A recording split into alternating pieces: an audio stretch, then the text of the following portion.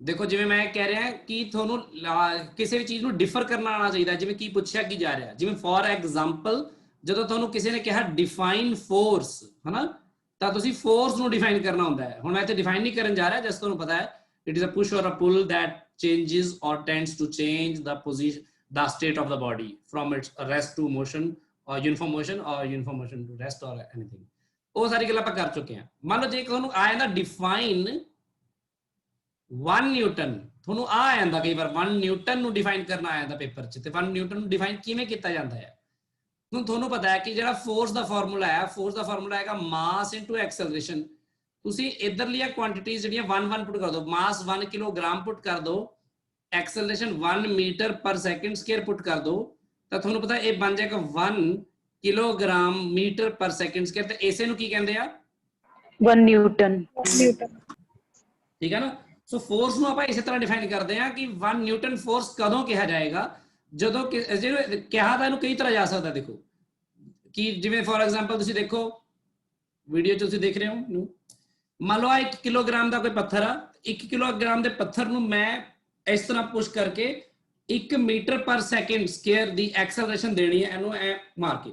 ਜਿੰਨਾ ਜ਼ੋਰ ਦੀ ਮੈਨੂੰ ਇਹ ਮਾਰਨਾ ਪਏਗਾ ਕਿ 1 ਕਿਲੋਗ੍ਰਾਮ ਦਾ ਪੱਥਰ 1 ਮੀਟਰ ਪਰ ਸੈਕਿੰਡ ਸਕੁਅਰ ਦੀ ਐਕਸਲਰੇਸ਼ਨ ਗੇਨ ਕਰ ਸਕੇ, ਤੇ ਉਹ ਜਿਹੜਾ ਜ਼ੋਰ ਮੈਂ ਲਾਵਾਂਗਾ ਦੈਟ ਪੁਸ਼ ਔਰ whatever is called 1 Newton force.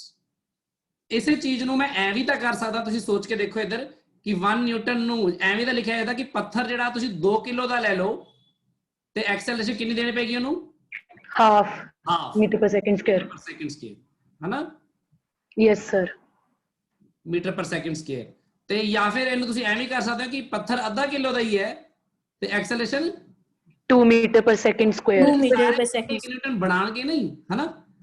So obviously ਤੁਹਾਨੂੰ ਪਤਾ ਹਲਕਾ ਪੱਥਰ ਹੈ ਤਾਂ ਉਹਨੂੰ ਜ਼ਿਆਦਾ ਐਕਸਲਰੇਸ਼ਨ ਦੇ ਸਕਦਾ, ਉਨਾ ਹੀ ਫੋਰਸ, ਤੇ ਭਾਰਾ ਪੱਥਰ ਹੈ ਤਾਂ ਘੱਟ ਐਕਸਲਰੇਸ਼ਨ ਦੇ ਸਕਦਾ ਹੈ। ਸੋ 1 ਨਿਊਟਨ ਨੂੰ ਆਪਾਂ ਕਿਵੇਂ ਡਿਫਾਈਨ ਕਰਦੇ ਹਾਂ? ਬਹੁਤ ਸਿੰਪਲੀ ਮੈਂ ਲਿਖਣ ਜਾ ਰਿਹਾ, ਆਪਾਂ ਆ ਲਿਖਦੇ ਹਾਂ ਹਮੇਸ਼ਾ that a force is said to be 1 Newton if it can produce an acceleration of 1 meter per second square in a body, in an object, in a body of mass 1 kilogram। ਕਿ ਕਿਸੇ force ਨੂੰ 1 Newton ਤਾਂ ਕਿਹਾ ਜਾਊਗਾ ਜੇ ਉਹ 1 kilogram ਦੇ ਪੱਥਰ ਨੂੰ ਜਾਂ ਬੋਡੀ ਨੂੰ 1 ਮੀਟਰ ਪਰ ਸੈਕਿੰਡ ਸਕੁਅਰ ਦੀ ਐਕਸਲਰੇਸ਼ਨ ਦੇ ਸਕਦਾ ਹੋਵੇ। ਸੋ ਇੱਥੇ ਐ ਡਿਫਾਈਨ ਕਰਨਾ ਬੱਚੇ, 1 ਨਿਊਟਨ ਆਂਦਾ ਜਦੋਂ ਪੇਪਰ 'ਚ ਸਮਾਲ ਐਨ ਲਿਖਣਾ, ਜਦੋਂ 1 ਨਿਊਟਨ ਆਂਦਾ ਡਿਫਾਈਨ 1 ਨਿਊਟਨ, ਬੱਚੇ ਡਿਫਾਈਨ ਕਰਨ ਲੱਗਦੇ ਇਟ ਇਜ਼ ਅ ਪੁਸ਼ ਔਰ ਅ ਪੁਲ that changes or tends to change the, ਐ ਨਹੀਂ ਹੁੰਦਾ, ਉਹਦਾ ਫੋਰਸ ਹੈ। ਆਪਾਂ 1 ਨਿਊਟਨ ਨੂੰ ਡਿਫਾਈਨ ਕੀਤਾ ਇੱਥੇ, ਇਹ ਗੱਲਾਂ ਦਾ ਖਿਆਲ ਰੱਖਿਆ ਕਰੋ। ਇਸੇ ਤਰ੍ਹਾਂ ਆਪਾਂ ਡਿਫਾਈਨ ਕਰਦੇ 1 ਜਾਊਲ ਨੂੰ, ਡਿਫਾਈਨ 1 ਜਾਊਲ, ਤੇ 1 ਜਾਊਲ ਨੂੰ ਕਿਵੇਂ ਡਿਫਾਈਨ ਕਰਾਂਗੇ? ਇਹ ਕੀ ਆ?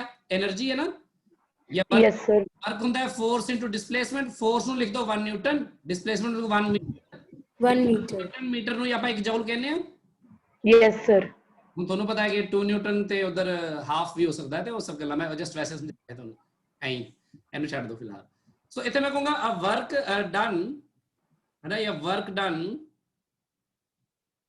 is said to be 1 joule if force of 1 Newton displaces a body, displaces a body by 1 meter। by 1 meter। ਇੱਥੇ ਬੋਡੀ ਦੇ ਮਾਸ ਦੱਸਣ ਦੀ ਲੋੜ ਨਹੀਂ ਹੈ, by 1 meter। ਸਮਝ ਲੱਗੀ ਗੱਲ? ਇਸ ਤਰ੍ਹਾਂ ਜਾਊਲ ਨੂੰ ਡਿਫਾਈਨ ਕਰਦੇ ਹਾਂ, ਇਸ ਤਰ੍ਹਾਂ ਨਿਊਟਨ ਨੂੰ ਡਿਫਾਈਨ ਕਰਦੇ ਹਾਂ। ਇਹ ਕੁਝ ਬੇਸਿਕ ਗੱਲਾਂ ਨੇ ਜਿਹੜੀ ਤੁਹਾਨੂੰ ਪਤਾ ਹੋਣੀ ਚਾਹੀਦੀਆਂ ਲਿਖਣ ਲਈ ਐਗਜ਼ਾਮ ਦੇ ਵਿੱਚ।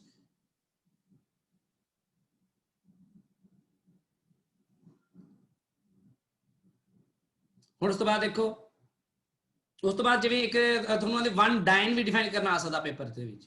1 ਡਾਇਨ, ਹੁਣ 1 ਡਾਇਨ ਨੂੰ ਕਿਵੇਂ ਡਿਫਾਈਨ ਕਰਾਂਗੇ ਆਪਾਂ? ਇਹਦੇ ਸੀਜੀਐਸ ਸਿਸਟਮ ਵਿੱਚ ਯੂਨਿਟ ਹੈ ਨਾ, force is yes sir, acceleration ਹੈ, ਮਾਸ ਨੂੰ ਪੁੱਟ ਕਰੋਗੇ 1 ਗ੍ਰਾਮ, ਐਕਸਲਰੇਸ਼ਨ ਨੂੰ ਸੈਂਟੀਮੀਟਰ ਪਰ ਸੈਕਿੰਡ ਸੈਂਟੀਮੀਟਰ ਪਰ ਸੈਕਿੰਡ ਸਕੁਅਰ। ਤੁਸੀਂ ਕਹੋਗੇ force is said to be 1 dyne if it can produce an acceleration of 1 centimeter per second square in a body of mass 1 gram। 1 gram। तो इस तरह define करते हैं।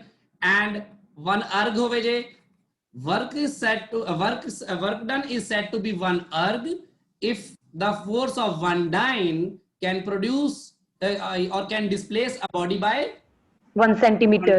1 centimeter. So ਇਸ ਤਰ੍ਹਾਂ ਦੀਆਂ ਗੱਲਾਂ ਸਮਝ ਲਓ ਕਿ ਕਿਵੇਂ ਹੁੰਦਾ ਹੈ, ਠੀਕ ਹੈ। ਜਸਟ ਮੈਂ ਤੁਹਾਨੂੰ ਇਹ ਰਿਮਾਈਂਡ ਕਰਾ ਰਿਹਾ। ਉਸ ਤੋਂ ਬਾਅਦ ਜਿਵੇਂ ਇੱਕ ਆਪਣੇ ਕੋਲ ਹੈਗੀ ਹੈ ਇੰਪਲਸ ਮੋਮੈਂਟਮ ਥਿਊਰਮ। ਤੁਹਾਨੂੰ ਕਈ ਵਾਰ ਪੇਪਰ 'ਚ ਇਦਾਂ ਤੁਸੀਂ ਕੋਈ ਪਤਾ ਨਹੀਂ ਇਹ ਨਵੀਂ ਚੀਜ਼ ਹੈ। ਇੱਕ ਵਾਰ ਕਿਉਂਕਿ ਬੱਚਿਆਂ ਨੇ ਮੈਨੂੰ ਕਿਹਾ ਸੀ ਇੱਥੇ ਮੇਰੇ ਸਟੂਡੈਂਟਸ ਨੇ ਕਿ ਸਰ ਸਾਨੂੰ ਪਤਾ ਨਹੀਂ ਕਿਹੜੀ ਥਿਊਰਮ ਆ ਗਈ। ਉਹਨਾਂ ਨੂੰ ਕਰਾਇਆ ਹੋਇਆ ਸਭ ਕੁਝ, ਬਸ ਉਹਨਾਂ ਨੂੰ ਆ ਨਹੀਂ ਪਤਾ ਇੰਪਲਸ ਮੋਮੈਂਟਮ ਥਿਊਰਮ ਕਿਹੜੀ ਆ। ਇੰਪਲਸ ਮੋਮੈਂਟਮ ਥਿਊਰਮ ਇੰਪਲਸ ਤੇ ਮੋਮੈਂਟਮ ਵਿੱਚ ਰਿਲੇਸ਼ਨ ਦੱਸਦੀ ਹੈ। ਤੇ ਤੁਹਾਨੂੰ ਪਤਾ ਹੈ ਕਿ ਜਿਹੜਾ ਇੰਪਲਸ ਹੁੰਦਾ ਹੈ ਟੋਟਲੀ ਉਹ ਚੇਂਜ ਇਨ ਮੋਮੈਂਟਮ ਦੇ ਬਰਾਬਰ ਹੁੰਦਾ ਹੈ। ਤਾਂ ਐਸੇ ਨੂੰ ਤਾਂ ਕਹਿੰਦੇ ਇੰਪਲਸ ਮੋਮੈਂਟਮ ਥਿਊਰਮ।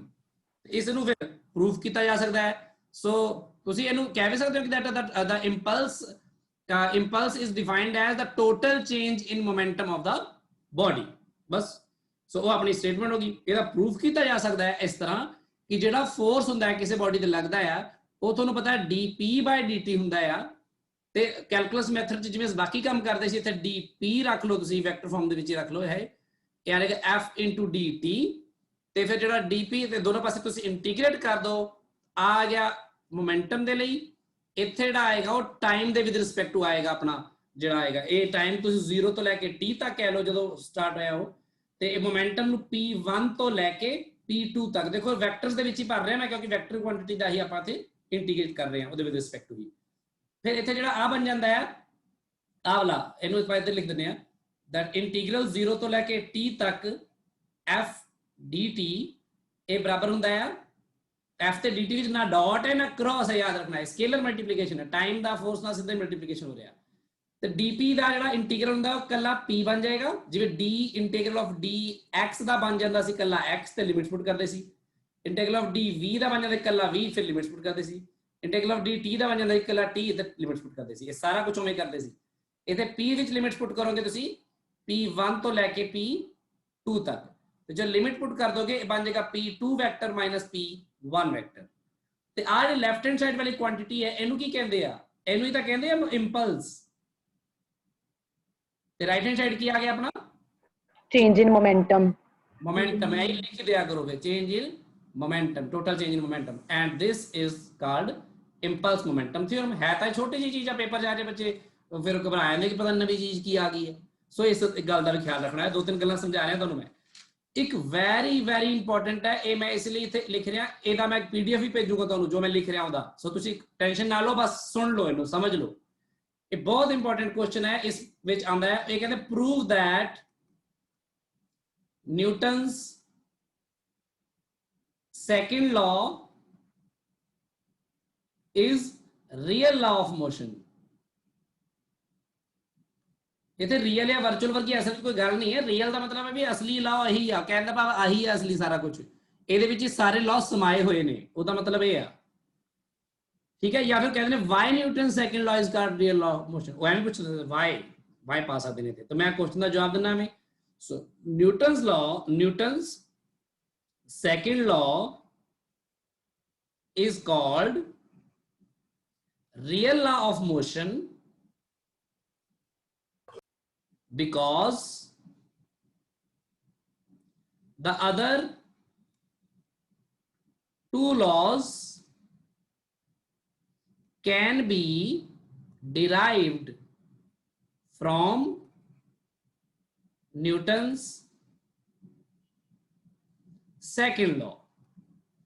मतलब कि न्यूटन दे अच्छा तुसी आ वाला सेकंड मेरा यूज करया करो, तुसी प्रॉपर्ली आ सेकंड लिखया करो, सेकंड लॉ या सेकंड लॉ, ठीक है। थोड़ा प्रॉपर्ली एग्जामिनर नु एसएमएस लैंग्वेज कदी नहीं लिखनी, ठीक है ना। एसएमएस लैंग्वेज होंदी है जिवें आ गुड मॉर्निंग, आ देखो आ गुड मॉर्निंग है, ये एसएमएस लैंग्वेज है। पहले नु कदी तुसी पेपरां विच इधर उधर नहीं बदलना लग जाना।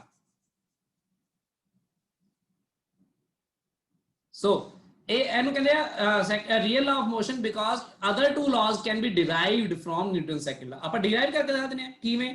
ਮੈਂ ਕਹਿ ਰਿਹਾ ਸੈਕੰਡ ਲਾਅ ਹੀ ਸਾਰਾ ਕੁਝ ਹੈ। ਅੱਛਾ ਤੁਹਾਨੂੰ ਤਿੰਨੋਂ ਲਾਜ਼ ਤਾਂ ਪਤਾ ਹੀ ਨੇ। ਫਸਟ ਲਾਅ ਆਫ ਇਨਰਸ਼ੀਆ ਹੈ, ਤੁਹਾਨੂੰ ਪਤਾ ਹੈ ਕੀ ਹੈ ਉਹ। ਸੈਕੰਡ ਲਾਅ ਵਿੱਚ ਸਟੇਟਮੈਂਟ ਤੁਹਾਡੇ ਸਾਹਮਣੇ ਆ, force is the rate of change of momentum.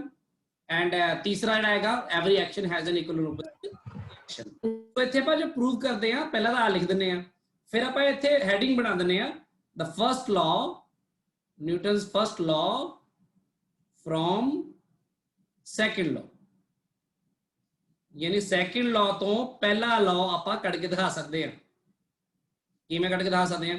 ਉਹਦੇ ਆਪਾਂ ਕਹਿੰਦੇ ਆ, ਦੇਖੋ as we know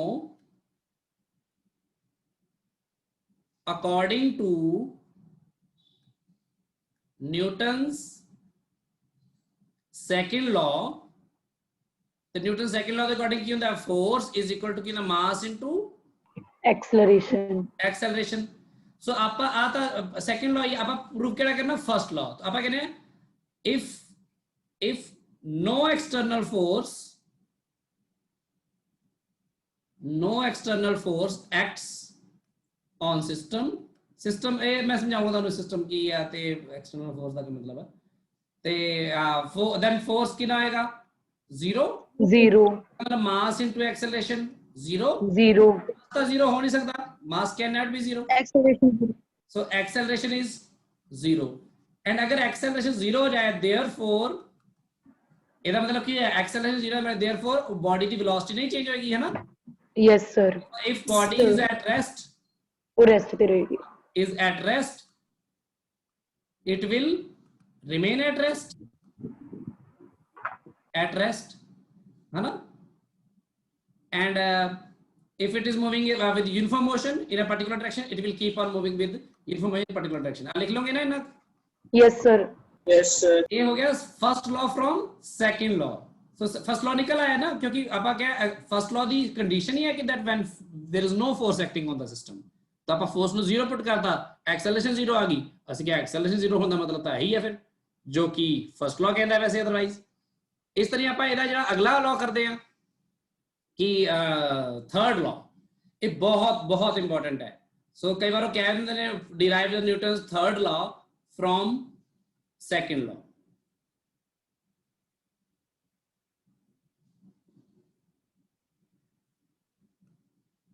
ਹੁਣ ਥਰਡ ਲॉ ਆਪਾਂ ਕਰਨਾ ਹੈ। ਪਹਿਲੀ ਗੱਲ ਤਾਂ ਦੇਖੋ ਆਈਸੋਲੇਟਿਡ ਸਿਸਟਮ ਦਾ ਮਤਲਬ ਸਮਝ ਲਓ। ਆਈਸੋਲੇਟਿਡ ਸਿਸਟਮ ਹੁੰਦਾ ਹੈ ਕਿ ਕੋਈ ਵੀ 2 ਜਾਂ 3 ਆਬਜੈਕਟਸ ਜਿਨ੍ਹਾਂ ਨੂੰ ਤੁਸੀਂ ਕੰਸੀਡਰ ਕਰ ਰਹੇ ਹੋ, ਬਸ ਉਸ ਤੋਂ ਇਲਾਵਾ ਬਾਹਰੋਂ ਕੋਈ ਫੋਰਸ ਨਹੀਂ ਲਗਾਉਣਾ। ਉਹ ਆਬਜੈਕਟਸ ਆਪਸ 'ਚ ਇੱਕ ਦੂਜੇ ਨੂੰ ਫੋਰਸ ਲਗਾ ਸਕਦੇ ਨੇ। ਬਾਹਰੋਂ ਜੇ ਐਕਸਟਰਨਲੀ ਬਾਹਰੋਂ ਕੋਈ ਫੋਰਸ ਨਾ ਲੱਗੇ ਤਾਂ ਆਪਾਂ ਕਹਿੰਦੇ ਕਿ ਇਹ ਇੱਕ ਆਈਸੋਲੇਟਿਡ ਸਿਸਟਮ ਹੈ। ਜਿਵੇਂ ਆਈਸੋਲੇਸ਼ਨ ਦੀ ਗੱਲ ਆਪਾਂ ਉੱਥੇ ਕਰਦੇ ਹਾਂ ਨਾ, ਜਦੋਂ ਕਿ ਬਾਹਰੋਂ ਕੋਈ ਹੀਟ ਅੰਦਰ ਨਾ ਆਵੇ, ਆਪਾਂ ਕਹਿੰਦੇ ਇਨਸੂਲੇਟਿਡ ਸੌਰੀ ਜਾਂ ਇਦਾਂ ਦਾ ਕੁਝ ਕਹਿੰਦੇ ਆ। ਤਾਂ ਇਸ ਤਰ੍ਹਾਂ ਇੱਥੇ ਆਈਸੋਲੇਟ ਮਤਲਬ ਆਈਸੋਲੇਟ ਕਰ ਦੇਣਾ, ਅਲੱਗ ਇੱਕਦਮ, ਯਾਨੀ ਬਾਹਰ ਵਾਲੇ ਜਿਹੜੀ ਦੁਨੀਆ ਦੇ ਫੋਰਸਿਸ ਨੇ ਉਹ ਉਹਨੂੰ ਅਫੈਕਟ ਨਾ ਕਰ ਸਕਦੇ ਹੋਣ, ਜਿਹੜੇ ਆਬਜੈਕਟ ਨੇ ਆਪਸ 'ਚ ਇੱਕ ਦੂਜੇ ਨੂੰ ਕਰ ਸਕਦੇ ਹੋਣ ਬਸ। ਸੋ ਆਪਾਂ ਕੀ ਕਰਦੇ ਆ? ਆਪਾਂ ਕਹਿੰਦੇ ਆ ਕੰਸੀਡਰ ਕਰਦੇ ਆ ਕੋਈ ਵੀ ਸਿਸਟਮ, ਥਰਡ ਲਾ ਪ੍ਰੂਵ ਕਰਨਾ ਆਪਾਂ।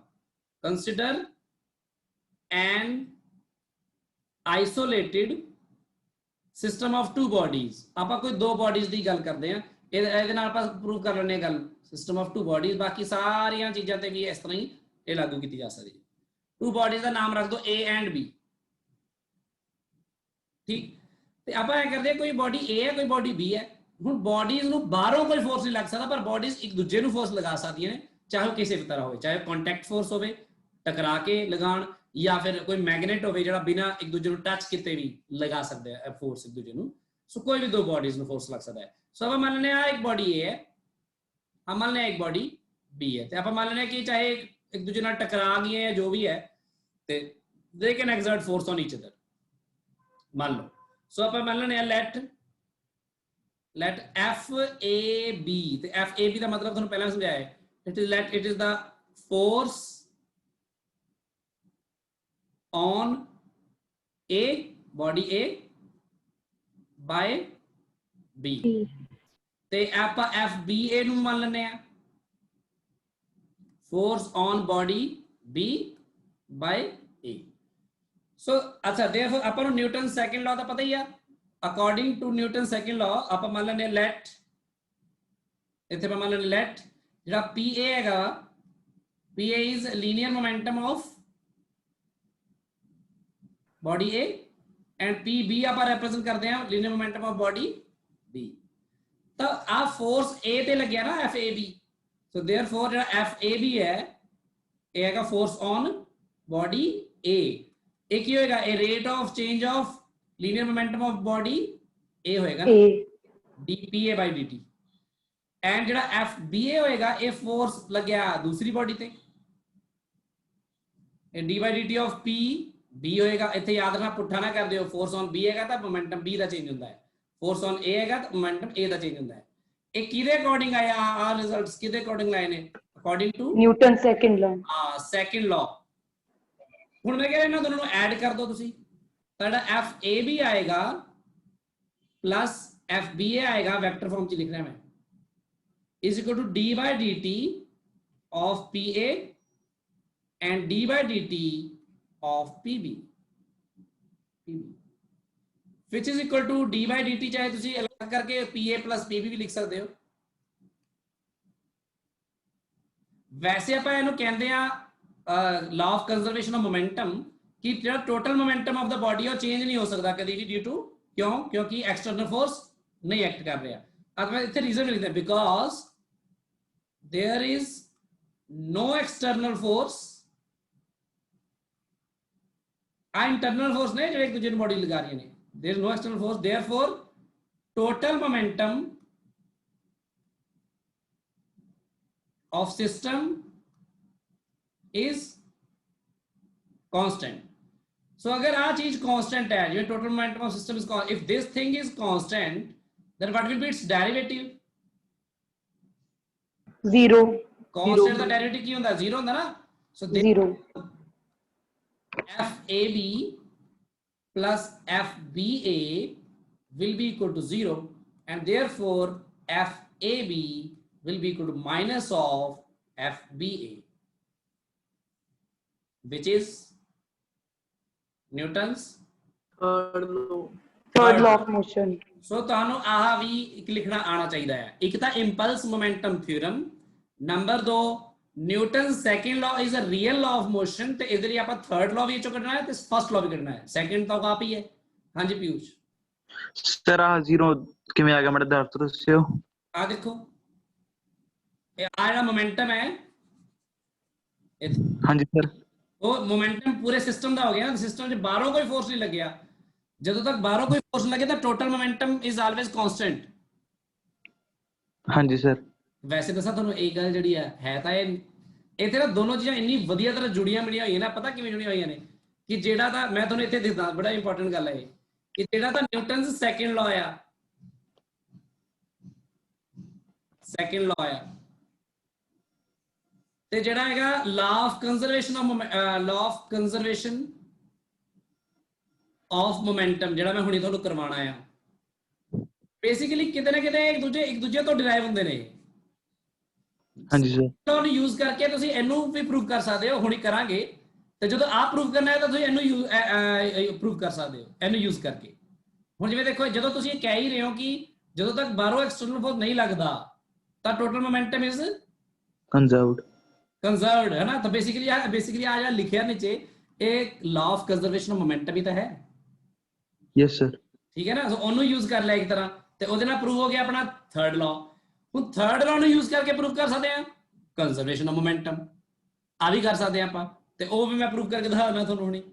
ਠੀਕ ਹੈ, ਸੋ ਆਪ ਤਾਂ ਆਪਣਾ ਸੀਗਾ ਕਿ ਨਿਊਟਨਸ ਸੈਕੰਡ ਲॉ ਤੋਂ ਫਸਟ ਲॉ ਤੇ ਥਰਡ ਲॉ ਡਿਰਾਈਵ ਕੀਤਾ ਜਾ ਸਕਦਾ ਹੈ। ਕਲੀਅਰ ਹੈ ਇੱਥੇ ਤੱਕ ਗੱਲ? ਹਾਂਜੀ ਸਰ।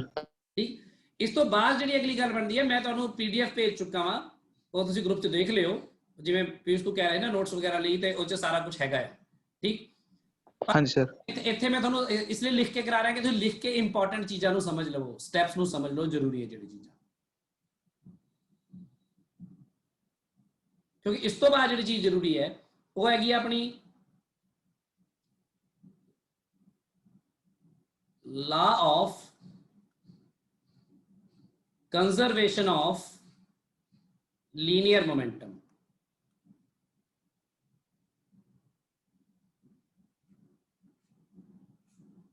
बहुत बहुत इंपॉर्टेंट चीज है कि टोटल मोमेंटम कांस्टेंट रहना है ना, बड़ी इंटरेस्टिंग चीज़ां निकल के आंदियां ने कंजर्वेशन ऑफ मोमेंटम तो। ते इत्थे मोमेंटम वही है अपना जिहड़ा लीनियर मोमेंटम जिहड़ा हुंदा p, that is mass into velocity. So कह रहे हैं इन एन आइसोलेटेड सिस्टम, या फिर आप in an isolated system, that is मैं ब्रैकेट लिख रहा हूं, that is where no external force acts ठीक, the total momentum of system is conserved. Conserved मतलब constant. remain same, momentum system ਦਾ ਕੰਜ਼ਰਵਡ ਰਹੇਗਾ। ਇਹ ਹੋ ਸਕਦਾ ਕਿ ਟੋਟਲ ਮੋਮੈਂਟਮ ਵਿੱਚੋਂ ਕਿ ਇੱਕ ਬਾਡੀ ਦਾ ਮੋਮੈਂਟਮ ਦੂਜੀ ਨੂੰ ਮਿਲ ਜੇ, ਦੂਜੀ ਦਾ ਤੀਜੀ ਨੂੰ ਮਿਲ ਜੇ, ਪਰ ਟੋਟਲ ਕਾਂਸਟੈਂਟ ਰਹਿੰਦਾ ਹੈ ਹਮੇਸ਼ਾ ਮੋਮੈਂਟਮ ਪੂਰੇ ਸਿਸਟਮ ਦਾ। ਹੁਣ ਮੈਂ ਸਮਝਾਉਣਾ ਤੁਹਾਨੂੰ। ਪਹਿਲਾਂ ਤਾਂ ਦੇਖੋ ਆ ਤਾਂ ਉਹਦੀ ਸਟੇਟਮੈਂਟ ਹੋਗੀ। ਸਟੇਟਮੈਂਟ ਨੂੰ ਤੁਸੀਂ ਕਈ ਤਰ੍ਹਾਂ ਦੇਖੋਗੇ ਬੁੱਕਸ ਵਿੱਚ, ਕਈ ਤਰ੍ਹਾਂ ਵੀ ਦਿੱਤੀ ਹੋਏਗੀ, ਆਹੀ ਗੱਲ ਹੋਏਗੀ ਮੁੜ ਕੁੜ ਕੇ। ਚਾਹੇ ਕੋਈ ਵੀ ਆਈਸੋਲੇਟਿਡ ਸਿਸਟਮ ਹੋਵੇ ਜਿੱਥੇ ਕੋਈ ਐਕਸਟਰਨਲ ਫੋਰਸ ਨਾ ਲੱਗਦਾ ਹੋਵੇ, ਉੱਥੇ ਟੋਟਲ ਮੋਮੈਂਟਮ ਕੀ ਹੁੰਦਾ ਹੈ? ਕੰਜ਼ਰਵਡ ਹੁੰਦਾ ਹੈ। ਇਹਦਾ ਪ੍ਰੂਫ ਬਹੁਤ ਛੋਟਾ ਪ੍ਰੂਫ ਪਹਿਲਾਂ ਮੈਂ ਇੱਥੇ ਦਿਖਾਣਾ ਤੁਹਾਨੂੰ ਕਿ ਸਿੰਪਲ ਜਿਹਾ ਪ੍ਰੂਫ। ਹੁਣ ਦੇਖੋ ਸੈਕਿੰਡ ਲਾ ਜਿਹੜਾ ਆਇਆ ਆਪਣਾ ਸੌਰੀ ਥਰਡ ਲਾ ਪ੍ਰੂਫ ਕਰਨ, ਇਹ ਤਾਂ ਥਰਡ ਲਾ ਹੋਣਾ ਸੀ, ਸੌਰੀ ਥਰਡ ਲਾ ਪ੍ਰੂਫ ਕਰਨ ਦੇ ਲਈ ਸਾਨੂੰ ਇਹਦੀ ਲੋੜ ਪੈਗੀ, ਤੇ ਇਹਨੂੰ ਪ੍ਰੂਫ ਕਰਨ ਲਈ ਸਾਨੂੰ ਪਤਾ ਕਿਹਦੀ ਲੋੜ ਪੈਗੀ? ਇਹਦੀ ਲੋੜ ਪੈਗੀ। ਮੈਂ ਤੁਹਾਨੂੰ ਦਿਖਾਣਾ ਕਿਵੇਂ, ਬਹੁਤ ਕਿਉਂਕਿ ਟ੍ਰਿਕੀ ਹੁੰਦਾ ਹੈ, ਬੱਚੇ ਚ ਕਈ ਵਾਰ ਕਨਫਿਊਜ਼ ਹੋ ਜਾਂਦੇ ਨੇ, ਤੇ ਮੈਂ ਤੁਹਾਨੂੰ ਇੱਥੇ ਦਿਖਾ ਦਿੰਦਾ ਕਿ ਕਿਵੇਂ। ਆਪਾਂ ਫੇਰ ਐ ਕਰਦੇ ਆ ਇਹਦਾ ਪ੍ਰੂਫ ਕਰਨ ਲਈ, ਆਪਾਂ ਉਹੀ ਮੰਨ ਲੈਂਦੇ consider two bodies A and B interacting with each other। ਤੇ ਮੰਨ ਲਓ A ਬੋਡੀ ਜਿਹੜੀ B ਤੇ ਫੋਰਸ ਲਗਾ ਰਹੀ ਹੈ, B ਬੋਡੀ A ਤੇ ਫੋਰਸ ਲਗਾ ਰਹੀ ਹੈ। ਫਿਰ ਇੱਥੇ ਤੁਸੀਂ PA ਕਹਿ ਦਿਓ ਕਿ ਮੋਮੈਂਟਮ ਕਿਹਦਾ ਹੈ? A the. PB ਮੋਮੈਂਟਮ ਕਿਹਦਾ ਹੈ? B ਦਾ। ਜਿਵੇਂ ਪਹਿਲਾਂ ਲਿਖਿਆ ਉਵੇਂ ਲਿਖ ਦਾਂਗੇ ਇੱਥੇ ਆ ਗੱਲਾਂ। ਇੱਕ ਹੋਰ ਚੀਜ਼ ਹੈ ਇੱਥੇ FAB ਤੁਹਾਨੂੰ ਪਤਾ ਕਿਹੜਾ ਫੋਰਸ ਹੈ ਜਿਹੜਾ A ਤੇ ਲੱਗ ਰਿਹਾ ਹੈ ਨਾ? ਬਾਏ yes sir, B। B, ਤੇ FBA ਕੀ ਹੈ ਜਿਹੜਾ B ਤੇ ਲੱਗ ਰਿਹਾ ਬਾਏ A, ਫਿਰ ਤੁਸੀਂ ਉਹੀ ਲਿਖੋਗੇ, ਸਾਰਾ ਕੁਝ ਸਿਮਿਲਰ ਚੀਜ਼ ਦਿਖਾ ਰਿਹਾ ਤੁਹਾਨੂੰ ਮੈਂ। ਫਿਰ FAB ਨੂੰ ਤੁਸੀਂ ਕੀ ਲਿਖੋਗੇ? FAB ਕੀ ਹੋਏਗਾ? D PA by dt है ना? ਤੇ yes sir, FBA Ki ਲਿਖੋਗੇ? dPA by dt, DPB PB, by dt। ਇਹ ਪਹਿਲਾਂ ਵੀ ਲਿਖਿਆ ਸੀ ਨਾ ਸਾਰਾ ਕੁਝ, ਆਹੀ ਸਾਰਾ ਕੁਝ ਪਹਿਲਾਂ ਵੀ ਲਿਖਿਆ ਸੀ ਨਾ। ਹੁਣ ਫਿਰ ਕੀ ਕੀਤਾ ਸੀ ਬਾਅਦ ਚ? ਇਹਨਾਂ ਦੋਨਾਂ ਨੂੰ ਐਡ ਕੀਤਾ ਸੀ। yes sir, ਇਸ ਨੂੰ ਇਕੁਏਸ਼ਨ ਨੰਬਰ 1 ਕਹਿੰਦੇ, ਇਹਨੂੰ 2 ਕਹਿੰਦੇ, 1 and 2 ਨੂੰ ਐਡ ਕਰ ਦਿਓ। ਐਡ ਕਰੋ ਤਾਂ ਕੀ ਬਣ ਜਾਏਗਾ? FAB plus FBA is equal to D by dt of PA plus PB, PA plus BB ਬਣ ਗਿਆ। yes ਇਸ ਤੋਂ sir, ਬਾਅਦ ਇਸੇ ਸਟੇਟਮੈਂਟ ਤੋਂ ਦੋਨੋਂ ਗੱਲਾਂ ਕਹਿ ਦਿੰਦੇ ਹੋ। ਮੈਂ ਤੁਹਾਨੂੰ ਦੱਸਦਾ ਕਿਵੇਂ ਕਰਦੇ ਇਸ ਸਟੇਟਮੈਂਟ ਤੋਂ। ਹੁਣ ਮੈਂ ਪਤਾ ਕੀ ਕਹੂੰਗਾ? ਹੁਣ ਮੈਂ ਕਹੂੰਗਾ ਦੇਖੋ ਪ੍ਰੂਫ ਕੀ ਕਰਨਾ ਹੈ? Conservation of momentum. linear momentum, ਤਾਂ ਮੈਂ ਕਹੂੰਗਾ ਵੀ according to Newton's third law, ਇੱਥੇ according to Newton's third law ਵੀ FAB ਜਿਹੜਾ ਹੁੰਦਾ ਆ ਉਹ ਮਾਈਨਸ ਆਫ FB ਹੁੰਦਾ ਹੈ। yes sir, ਸੋ देयरफॉर FAB plus FBA ਕੀ ਹੋਏਗਾ? 0, ਸੋ ਮੈਂ ਇਹਨੂੰ ਕਹਿ ਦਾਂਗਾ 0। sir अपने आप constant आ जाएगा, ਹਾਂ, ਤਾਂ ਮੈਂ ਕਹਾਂਗਾ ਕਿ ਕਿਉਂਕਿ ਇਹਦਾ ਡੈਰੀਵੇਟਿਵ 0 ਹੈ, ਇਸ ਲਈ ਆ ਕੀ ਚੀਜ਼ ਹੋਏਗੀ? constant, constant. ਸੋ ਹੁਣ ਦੋਨੋਂ ਗੱਲਾਂ ਇੱਕੋ ਪੇਜ ਤੇ ਲਿਖ ਕੇ ਦਿਖਾ ਦੇਣਾ ਤੁਹਾਨੂੰ ਕਿ ਆਹ ਵਾਲੀ ਕੋਈ ਵੀ ਤੁਹਾਨੂੰ ਪੇਪਰ 'ਚ ਪ੍ਰੂਵ ਕਰਨਾ ਆ ਜਾਵੇ ਕਿ ਤੁਸੀਂ ਸੈਕਿੰਡ ਲਾਅ ਤੋਂ ਥਰਡ ਲਾਅ ਪ੍ਰੂਵ ਕਰੋ। ਠੀਕ ਹੈ, ਸੈਕਿੰਡ ਲਾਅ ਤੋਂ ਪ੍ਰੂਵ ਕਰਕੇ ਦਿਖਾਓ ਥਰਡ ਲਾਅ ਪ੍ਰੂਵ ਕਰਨਾ ਹੈ। ਜਾਂ ਫਿਰ ਤੁਹਾਨੂੰ ਆ ਜਾਏ ਕਿ ਪ੍ਰੂਵ ਕਰੋ ਕੰਜ਼ਰਵੇਸ਼ਨ ਆਫ ਮੋਮੈਂਟਮ, ਤਾਂ ਤੁਸੀਂ ਅਲੱਗ-ਅਲੱਗ ਤਰ੍ਹਾਂ ਇੱਥੇ ਪ੍ਰੋਸੀਡ ਕਰ ਜਾਂਦੇ ਹੋ। ਗੱਲਾਂ ਦਾ ਮਤਲਬ ਹੋ ਜਾਂਦਾ ਹੈ ਜੇ ਸੈਕਿੰਡ ਲਾਅ ਤੋਂ ਥਰਡ ਲਾਅ ਪ੍ਰੂਵ ਕਰ ਰਹੇ ਹੋ, ਫਿਰ ਤੁਸੀਂ ਇੱਥੇ ਤੱਕ ਤਾਂ ਹਮੇਸ਼ਾ ਹੀ ਲਿਖਦੇ ਹੋ, ਇੱਥੇ ਤੱਕ ਤਾਂ ਆਈ ਜਾਓਗੇ ਉਹੀ ਗੱਲ ਲਿਖ ਕੇ ਸਾਰੀ।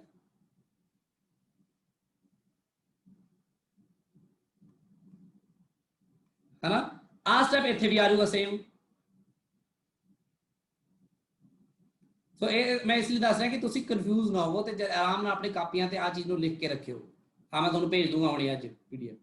हुण देखो जे प्रूव करना है थर्ड लॉ, ਤਾਂ ਤੁਸੀਂ ਕੀ ਕਰੋਗੇ? ਕਿੱਧਰ ਚਲਾਕੀ ਮਾਰੋਗੇ? ਤੁਸੀਂ ਕਹੋਗੇ ਆ ਚੀਜ਼ ਕਾਂਸਟੈਂਟ ਹੈ ਕਿਉਂਕਿ ਐਕਸਟਰਨਲ ਉਹਦੇ ਕਰਕੇ। ਸੋ ਤੁਸੀਂ ਇੱਥੇ ਕਹੋਗੇ S PA plus PB is equal to constant। ठीक है, so therefore at the right hand side d by dt की of constant that is 0 therefore FAB is equal to minus of FBA has proved। ठीक है, तो जे आप prove करना है इधर ਤੁਸੀਂ ਪਤਾ ਕਰੋਗੇ according to Newton's third law ਤੁਸੀਂ ਕਹੋਗੇ FAB is equal to minus of FBA। therefore FAB plus FBA ਕੀ ਹੋਏਗਾ 0 0 therefore फिर क्या होगा derivative d by dt of PA plus PB is equal to 0 and this implies PA plus PB ਕੀ ਹੋਏਗਾ constant constant hence proof conservation momentum proof हो गया सो इसलिए ਤੁਹਾਨੂੰ ਕਹਿ ਰਿਹਾ ਕਿ ਥੋੜਾ ਜਿਹਾ ਧਿਆਨ ਰੱਖਿਓ ਥੋੜਾ ਜਿਹਾ ਧਿਆਨ ਦਿਓ ਤੇ ਲਿਖਣ ਦਾ ਤਾਂ ਕਿ ਤੁਹਾਡਾ ਪੇਪਰ 'ਚ ਠੀਕ ਹੋ ਜਾਵੇ ਡੈਰੀਵੇਸ਼ਨ ਕਿਉਂਕਿ ਡੈਰੀਵੇਸ਼ਨ ਆ ਸਕਦੀ ਹੈ ਪੇਪਰ 'ਚ ਇਸ ਤਰ੍ਹਾਂ ਦੇ ਸਪਟੈਂਬਰ ਐਗਜ਼ਾਮ ਵਗੈਰਾ 'ਚ ਆ ਜਾਂਦੀ ਹੁੰਦੀ ਹੈ ਠੀਕ ਹੈ ਗੱਲ ਤੇ ਇਹਦਾ ਮੈਂ ਕਨਸੀਕੁਐਂਸ ਤੁਹਾਨੂੰ ਸਮਝਾ ਦੇਣਾ ਸਿੱਧਾ ਹੀ ਕਿਵੇਂ ਦੇਖੋ ਸਿੰਪਲ ਜੀ ਗੱਲ ਆ ਮੰਨ ਲਓ ਕੋਈ ਬਾਡੀ ਹੈ ਇਧਰੋਂ ਹੈ ਇੱਕ ਬਾਡੀ ਜਸਟ ਮੈਂ ਐਗਜ਼ਾਮਪਲ ਲੈ ਲੈਣਾ 2 ਕਿਲੋਗ੍ਰਾਮ ਦੀ ਇੱਕ ਬਾਡੀ ਹੈ ਮੰਨ ਲਓ 4 ਕਿਲੋਗ੍ਰਾਮ ਦੀ ਜਿਹੜੀ 2 ਕਿਲੋਗ੍ਰਾਮ ਦੀ ਬਾਡੀ ਹੈ ਉਹ ਮੰਨ ਲਓ ਮੋਸ਼ਨ ਵਿੱਚ ਹੈ ਤੇ ਇਹਦੀ ਵੈਲੋਸਿਟੀ ਹੈ ਮੰਨ ਲਓ 10 ਮੀਟਰ ਪਰ ਸੈਕਿੰਡ ਤੇ ਇਹ 2 ਕਿਲੋਗ੍ਰਾਮ ਦੀ ਬਾਡੀ ਤੇ 4 ਕਿਲੋਗ੍ਰਾਮ ਦੀ ਬਾਡੀ ਆਪਸ ਵਿੱਚ ਟਕਰਾ ਜਾਂਦੀਆਂ ਨੇ ਟਕਰਾਣ ਤੇ ਆਬਵੀਅਸਲੀ ਇਹ ਦੋਨੋਂ ਇੱਕ ਦੂਜੇ ਤੇ ਕੀ ਲਗਾਣਗੀਆਂ ਫੋਰਸ ਲਗਾਣਗੀਆਂ ਤੇ ਫੋਰਸ ਲਗਾਉਣ ਤੋਂ ਬਾਅਦ ਮੰਨ ਲਓ ਕਿ 4 ਕਿਲੋਗ੍ਰਾਮ ਦੀ ਬਾਡੀ ਜਿਹੜੀ ਇਹ ਮੰਨ ਲਓ ਰੈਸਟ ਵਿੱਚ ਜਸਟ ਮੈਂ ਐਗਜ਼ਾਮਪਲ ਲੈ ਲੈਣਾ ਕੋਈ ਵੀ ਠੀਕ ਹੈ ਰੈਸਟ ਵਿੱਚ ਸੀ ਤੇ ਮੰਨ ਲਓ ਟਕਰਾਣ ਤੋਂ ਬਾਅਦ ਮੈਂ ਇਹ ਕਹਿ ਰਿਹਾ ਕਿ ਜਿਹੜੀ 2 ਕਿਲੋਗ੍ਰਾਮ ਦੀ ਬਾਡੀ ਹੈ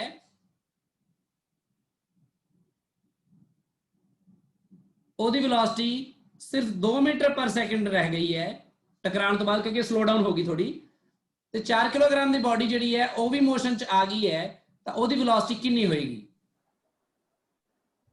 ਆਪਾਂ ਕੀ ਕਰਾਂਗੇ ਦੇਖੋ ਇਹਨਾਂ ਦੇ ਟਕਰਾਣ ਤੋਂ ਪਹਿਲਾਂ ਤਾਂ ਆਬਵੀਅਸਲੀ ਬਾਡੀ ਦਾ ਮੋਮੈਂਟਮ ਜੋ ਹੋਏਗਾ ਹੋਏਗਾ ਹੀ ਟਕਰਾਣ ਤੋਂ ਪਹਿਲਾਂ ਦਾ ਮੋਮੈਂਟਮ ਦੇਖੋ ਕਿੰਨਾ ਹੈ ਟੋਟਲ ਦੋਨੋਂ ਬਾਡੀਜ਼ ਆ ਸਿਸਟਮ ਹੈ ਨਾ ਆਪਣਾ yes sir ਤਾਂ ਇੱਥੇ ਮੋਮੈਂਟਮ ਕਿੰਨਾ ਹੈ 2 × 10 ਇੱਕੋ ਹੀ ਡਾਇਰੈਕਸ਼ਨ 'ਚ ਇਸ ਲਈ ਨਹੀਂ ਮੈਂ ਤਾਂ ਵੈਕਟੋਰੀਅਲੀ ਐਡ ਕਰ ਰਿਹਾ ਤਾਂ 20 ਹੋ ਗਿਆ ਨਾ yes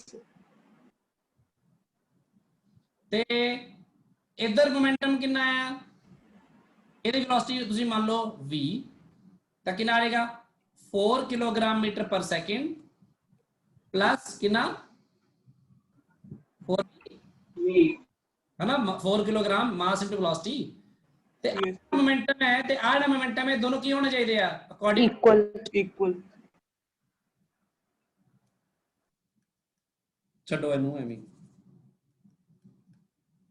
ਕਿੰਨਾ ਆ ਜਾਏਗੀ ਵੈਲੋਸਿਟੀ 4 ਮੀਟਰ ਪਰ ਸੈਕਿੰਡ ਆ 4 ਮੀਟਰ ਪਰ ਸੈਕਿੰਡ ਦੀ ਵੈਲੋਸਿਟੀ ਨਾਲ ਚੱਲ ਰਿਹਾ ਹੈਗਾ ਸੋ ਇਸ ਤਰ੍ਹਾਂ ਆਪਾਂ ਨੂੰ ਪਤਾ ਲੱਗ ਜਾਏਗਾ ਕਿ ਸਿਸਟਮ ਦੇ ਵਿੱਚ ਅਗਰ ਐਕਸਟਰਨਲੀ ਹੁਣ ਕੋਈ ਬੰਦਾ ਬਾਹਰੋਂ ਆ ਕੇ 4 ਵਾਰ ਇਹਨੂੰ ਐਕਸਟਰਾ ਧੱਕਾ ਮਾਰ ਦੇਵੇ ਤਾਂ ਫਿਰ ਤਾਂ ਉਹ ਇਫੈਕਟ ਹੋ ਜਾਏਗਾ ਨਾ ਫਿਰ ਕੰਜ਼ਰਵੇਟਿਵ ਥੋੜੀ ਰਹੇਗਾ ਮੋਮੈਂਟਮ ਇਸ ਸਿਸਟਮ ਦੇ ਲਈ ਬਾਹਰੋਂ ਆ ਕੇ ਕੋਈ ਧੱਕਾ ਮਾਰ ਦੇਵੇ ਇਹਨੂੰ ਐਕਸਟਰਾ ਬਾਹਰੋਂ ਨਹੀਂ ਸਿਸਟਮ ਦਾ ਆਪਸ ਵਿੱਚ ਹੀ ਸਿਰਫ ਚੱਲ ਰਿਹਾ ਹੋਵੇ ਸਭ ਕੁਝ ਤਾਂ ਆਪਾਂ ਕਹਿੰਦੇ ਆ ਕਿ ਜਿਹੜਾ ਕੰਜ਼ਰਵਡ ਹੈ ਮੋਮੈਂਟਮ ਕੰਜ਼ਰਵਡ ਰਹੇਗਾ ਐਂਡ ਮੋਮੈਂਟਮ ਕੰਜ਼ਰਵਡ ਰਹਿਣ ਲਈ ਇੱਕ ਜ਼ਰੂਰੀ ਸ਼ਰਤ ਹੈ ਕਿ एक्सटर्नल फोर्स नहीं लगना चाहिए पर एक्सटर्नल फोर्स ਦੇ ਵਿੱਚੋਂ ਇੱਕ फोर्स है ਜਿਹੜਾ ਸਭ ਤੋਂ ਜ਼ਿਆਦਾ ਸ਼ਰਾਰਤੀ फोर्स है ਉਹ ਹੈ फ्रिक्शन ਉਹ ਹਟਦਾ ਹੀ ਨਹੀਂ ਹੈ ਉਹ ਆ ਹੀ ਜਾਂਦਾ ਹੈ ਉਹਦੇ ਕਰਕੇ ਇਹ ਜਿਹੜਾ ਕੈਲਕੂਲੇਸ਼ਨ ਗੜਬੜ ਹੋ ਸਕਦੀ ਹੈ ਕਿ ਕਿਉਂਕਿ ਆਪਣਾ फ्रिक्शन ਜਦੋਂ ਆਏਗਾ ਤਾਂ एक्सटर्नल फोर्स ਇਹਨਾਂ ਦੋਨੋਂ ਬਾਡੀਜ਼ ਤੇ ਲੱਗੇਗਾ ਤੇ ਉਹ ਦੋਨਾਂ ਨੂੰ ਸਲੋ ਡਾਊਨ ਕਰ ਸਕਦਾ ਹੈ ਹੋ ਸਕਦਾ ਜਿੰਨੀ ਕੈਲਕੂਲੇਸ਼ਨ ਆਪਾਂ ਕੀਤੀ ਹੈ ਇਹ ਵੈਲੋਸਿਟੀ ਆਪਾਂ ਨੂੰ ਨਾ ਮਿਲੇ ਕਿਉਂ फ्रिक्शन ਕਰਕੇ पर जे फ्रिक्शन लैस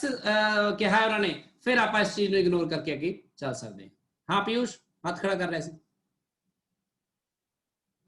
हाँ जी सर मैं इदा पूछदा सी कि सर जब आपने प्रूफ करता कि P2 + P1 vector is equal to 0 हुंदा है नहीं कांस्टेंट हाँ जी सर ओ कांस्टेंट सर ਤਾਂ ਸਰ ਉਹਦੇ ਨਾਲ ਇਹ ਕਿਵੇਂ ਪ੍ਰੂਫ ਹੋ ਗਿਆ ਕਿ ਸਰ ਦੋਨੋਂ ਮਤਲਬ ਮੋਮੈਂਟਮ ਆਫਟਰ ਕੋਲੀਜ਼ਨ ਤੇ ਬਿਫੋਰ ਕੋਲੀਜ਼ਨ ਸਰ ਸੇਮ ਨੇ नहीं फिर ऑब्वियसली ਆਪਾਂ ਹੋਰ ਕੀ ਪ੍ਰੂਫ ਕੀਤਾ ਪਾ ਸਿਸਟਮ ਦੇ ਵਿੱਚ ਕੋਈ ਵੀ ਕੋਲੀਜ਼ਨ ਤਾਂ ਮੈਂ ਜਸਟ ਵੈਸੇ ਕਹਿ ਦੂੰ ਕਿਉਂਕਿ ਕੋਲੀਜ਼ਨ ਦੇ ਵਿੱਚ ਕੀ ਹੋਊਗਾ ਕਿ ਦੋਨੋਂ ਬਾਡੀਜ਼ ਇੱਕ ਦੂਜੇ ਫੋਰਸ ਲਗਾਣਗੀਆਂ ਕੋਈ ਨਾ ਜੇ ਫੋਰਸ ਹੀ ਨਹੀਂ ਲਗਾਣਗੀਆਂ ਫਿਰ ਤਾਂ ਮੋਮੈਂਟਮ ਸੇਮ ਹੀ ਰਹਿਣ ਵਾਲਾ ਆ ਆਪਾਂ ਕਹਿੰਦੇ ਆਪਸ ਚ ਇੱਕ ਦੂਜੇ ਨੂੰ ਫੋਰਸ ਲਗਾ ਸਕਦੀਆਂ ਨੇ ਦਿਸ ਇਜ਼ ਅਲਾਉਡ ਬਾਹਰੋਂ ਕੋਈ ਨਾ ਲਗਾਵੇ ਤੇ ਆਪਸ ਚ ਲਗਾ ਸਕਦੀਆਂ ਨੇ ਉਹਨੂੰ ਕਰਕੇ ਪਤਾ ਦਿਖਾਇਆ ਕਿ ਕਾਂਸਟੈਂਟ ਹੋਣ ਦਾ ਮਤਲਬ ਕੀ ਹੈ ਵੀ ਪਹਿਲਾਂ ਤੇ ਬਾਅਦ ਵਾਲਾ ਮੋਮੈਂਟਮ ਸੇਮ ਰਹਿੰਦਾ ਹੈ ओके सर समझी ਹਾਂਜੀ ਵੈਭਵ सर जैसे हम कभी कभार से जैसे कोई बॉल है सर सपोज कर सर 2 बॉल है सर अब एक बॉल को सर हम अगर ज्यादा तेजी से फेंकते हैं तो सर वो कोलाइड करके सर बाउंस हो जाती है कभी कभार तो सर तब भी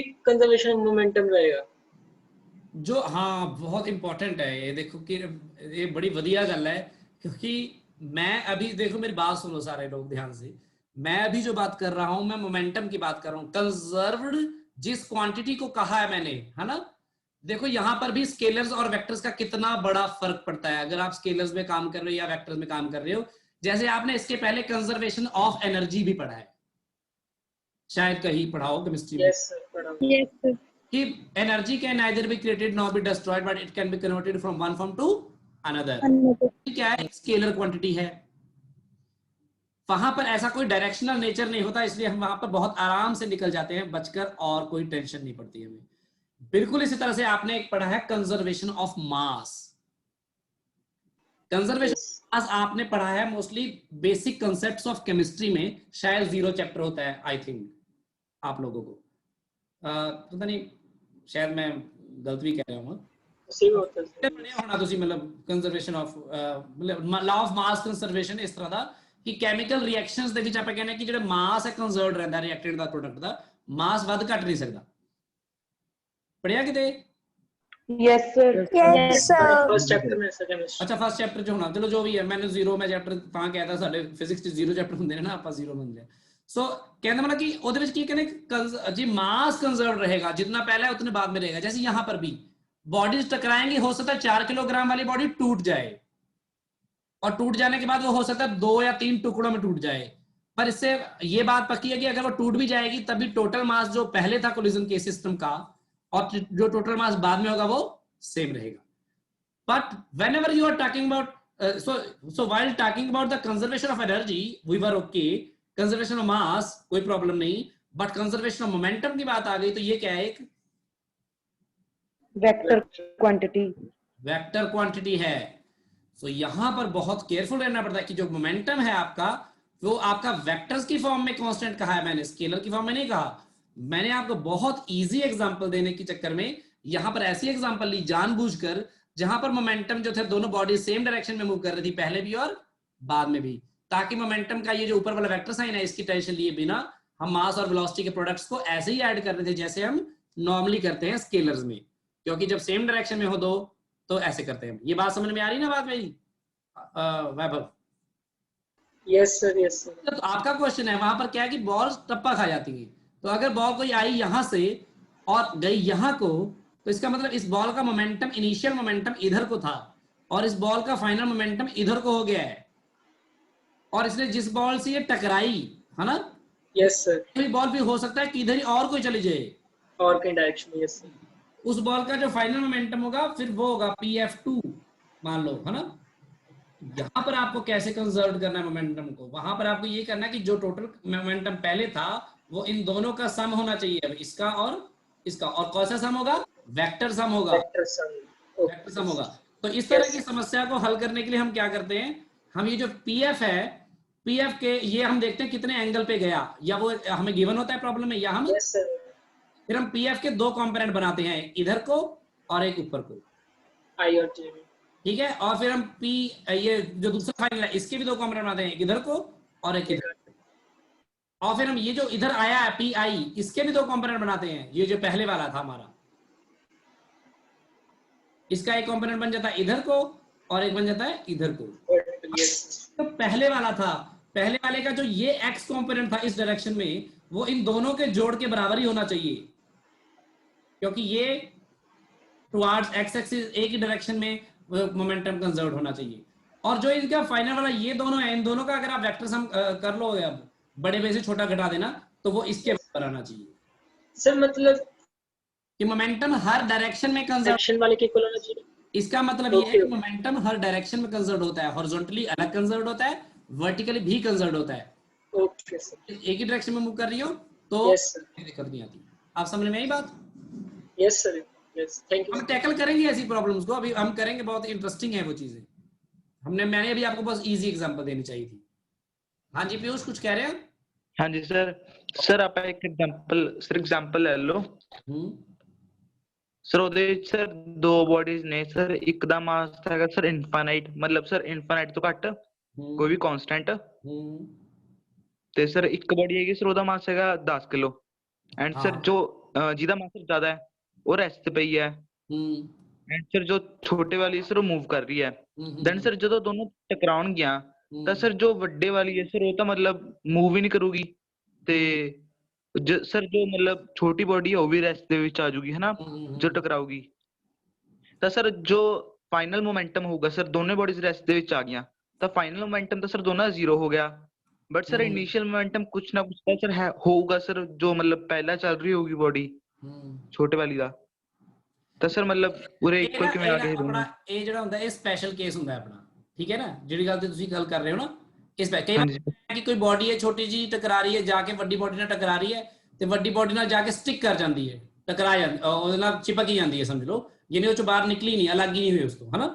ਹਾਂਜੀ ਸਰ। ਇਸ ਤਰ੍ਹਾਂ ਦੇ ਕੇਸਿਸ ਵਿੱਚ ਆਪਾਂ ਡਿਸਕਸ ਕਰਦੇ ਹਾਂ ਜਿਹੜੀ ਸਮਟਾਈਮ ਹੁੰਦਾ ਕਿ ਵੈਲੋਸਿਟੀ ਜਿਹੜੀ ਹੋਏਗੀ ਉਹਦੀ ਇਨਫਾਈਨਾਈਟ ਉਹਦੀ ਆਬਜੈਕਟ ਉਹ ਫਿਰ ਅਪਰੋਚਸ ਟੂ 0 ਹੋ ਜਾਏਗੀ। ਜਿਵੇਂ ਆਪਾਂ ਕਹਿੰਦੇ ਕਿ ਆਪਣੀ ਜਦੋਂ ਇੱਕ ਵੀ ਚੀਜ਼ ਨੂੰ ਆਪਾਂ ਇਨਫਾਈਨਾਈਟ ਲੈ ਲੈਂਦੇ ਆ ਨਾ ਤਾਂ ਉਹ ਲਿਮਿਟਿੰਗ ਪੋਜੀਸ਼ਨਸ ਆ ਜਾਂਦੀਆਂ ਨੇ, ਲਿਮਿਟਿੰਗ ਵੈਲਿਊਜ਼ ਆ ਜਾਂਦੀਆਂ ਨੇ ਉੱਥੇ। ਜਿਵੇਂ ਉੱਥੇ ਕੋਈ ਐ ਨਹੀਂ ਹੁੰਦਾ ਕਿ ਵੀ ਆਪਾਂ ਫਾਈਨਾਈਟਲੀ ਕੈਲਕੂਲੇਟ ਕਰਕੇ ਉਹਦੇ ਬਾਰੇ ਕੋਈ ਉਹ ਦੱਸ ਸਕਾਂਗੇ। ਜਿਵੇਂ ਫॉर ਐਗਜ਼ਾਮਪਲ ਅਰਥ ਹੈ, ਮੈਂ ਕਿਹਾ ਸੀ ਨਾ ਕੱਲ ਵੀ ਅਰਥ ਹੈ, ਇੱਕ ਪਾਸੇ ਛੋਟਾ ਹੈ ਪੱਥਰ ਹੈ ਤੇ ਅਰਥ ਪੱਥਰ ਨੂੰ ਅਟਰੈਕਟ ਕਰਦੀ ਹੈ ਆਪਣੇ ਵਾਲੇ ਪਾਸੇ ਨੂੰ, ਮੰਨ ਲਓ ਇਸ ਫੋਰਸ ਦੇ ਨਾਲ, ਤੇ ਅਰਥ ਨੂੰ ਪੱਥਰ ਵੀ ਅਟਰੈਕਟ ਕਰਦਾ ਇਸੇ ਫੋਰਸ ਨਾਲ। ਹੁਣ ਮੋਸ਼ਨ ਤਾਂ ਦੋਨਾਂ ਦਾ ਹੀ ਹੋਣਾ ਚਾਹੀਦਾ ਬੇਸਿਕਲੀ, ਕਿਉਂਕਿ ਦੋਨਾਂ ਨੂੰ ਫੋਰਸ ਤਾਂ ਲੱਗਿਆ ਹੀ ਹੈ। ਅਰਥ ਦਾ ਮਾਸ ਚਾਹੇ ਬਹੁਤ ਜ਼ਿਆਦਾ ਹੈ ਬਟ ਸਟਿਲ ਜੇ ਆਹ ਵਾਲਾ ਫੋਰਸ ਲੱਗ ਰਿਹਾ ਅਰਥ ਨੂੰ ਤਾਂ ਇਸ ਫੋਰਸ ਨੂੰ ਜੇ ਡਿਵਾਈਡ ਕਰੋ ਅਰਥ ਦੇ ਮਾਸ ਦੇ ਨਾਲ ਤਾਂ ਕੋਈ ਨਾ ਕੋਈ ਐਕਸਲਰੇਸ਼ਨ ਤਾਂ ਅਰਥ 'ਚ ਪ੍ਰੋਡਿਊਸ ਹੋਣੀ ਚਾਹੀਦੀ ਕਿ ਨਹੀਂ ਹੋਣੀ ਚਾਹੀਦੀ? Yes sir.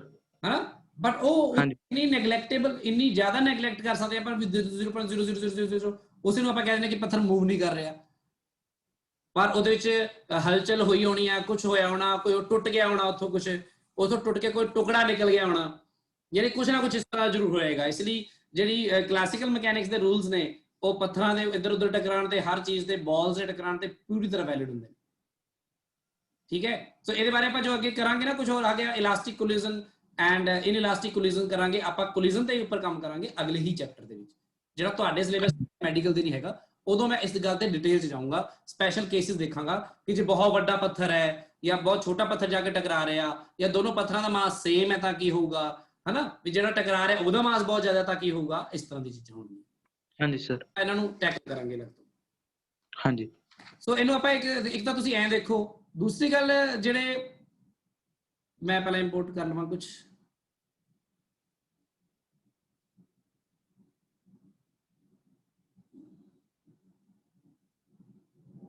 ਮੈਂ ਤੁਹਾਨੂੰ ਅਪੇਰੈਂਟ weight ਐਂਡ ਉਹ ਕਰਵਾਇਆ ਸੀ ਨਾ, ਟੈਂਸ਼ਨ ਇਨ ਦਾ ਸਪ੍ਰਿੰਗ। ਯੈਸ।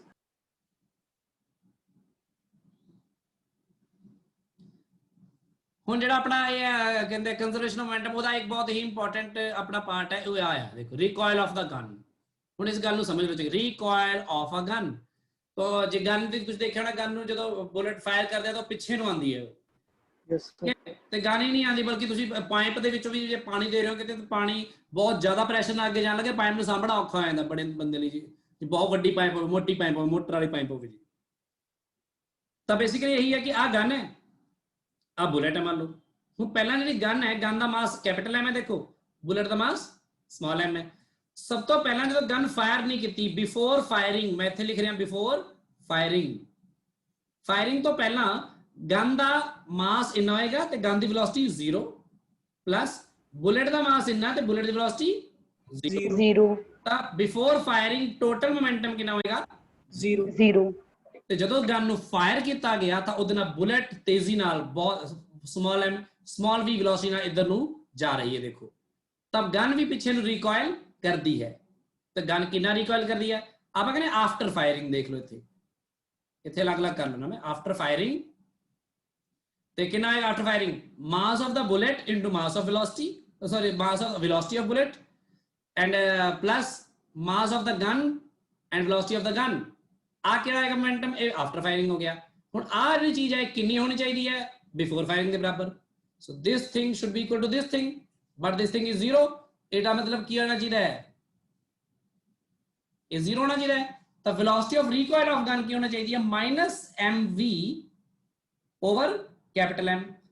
ਤੇ ਇਹਨੂੰ ਜੇ ਤੁਸੀਂ ਵੈਕਟਰ ਫਾਰਮ ਚ ਲਿਖਣਾ ਚਾਹੋ ਇੱਥੇ, ਤਾਂ ਵੈਕਟਰ ਸਾਈਨ ਚ ਵੈਕਟਰ ਵਾਲੀ ਬੋਡੀਜ਼ ਦੇ ਵੈਕਟਰ ਵਾਲੀ ਕੁਆਂਟੀਟੀਜ਼ ਦੇ ਵਿੱਚ ਆ ਮਾਈਨਸ ਸਾਈਨ ਦਾ ਕੀ ਮਤਲਬ ਹੈ ਕਿ ਰਿਕੋਇਲ ਆਫ ਗਨ ਦੀ ਜੋ ਵੈਲੋਸਿਟੀ ਹੋਏਗੀ ਉਹ ਵੈਲੋਸਿਟੀ ਆਫ ਬੁਲਟ ਤੋਂ ਹਮੇਸ਼ਾ opposite opposite side। ਆ ਉਸੇ ਟਾਈਮ ਬਣ ਜਾਂਦੀ ਹੈ ਸਿਚੁਏਸ਼ਨ ਆ ਨਿਊਮੈਰੀਕਲਸ ਵਗੈਰਾ ਵਿੱਚ ਜੇ ਆਪਾਂ ਕਰਨੀ ਹੋਵੇ ਤਾਂ ਇਹ 'ਚ ਕੁਝ ਵੀ ਨਹੀਂ ਖਾਸ ਕਰਨਾ ਹੁੰਦਾ। ਸੋ ਗਨ ਦੀ ਕਿਕ ਬੈਕਵਰਡ ਹੋਏਗੀ। ਅੱਛਾ ਜਿਹੜੀ ਗਨ ਹੈ ਇਹਦਾ ਮਤਲਬ ਗਨ ਦਾ ਮਾਸ ਜਿੰਨਾ ਜ਼ਿਆਦਾ ਹੋਏਗਾ ਡਿਨੋਮੀਨੇਟਰ ਤਾਂ ਉਨੀ ਹੀ ਰਿਕੋਇਲ ਦੀ ਵੈਲੋਸਿਟੀ ਬਹੁਤ ਘੱਟ ਹੋਏਗੀ। ਘੱਟ ਹੋਏਗੀ।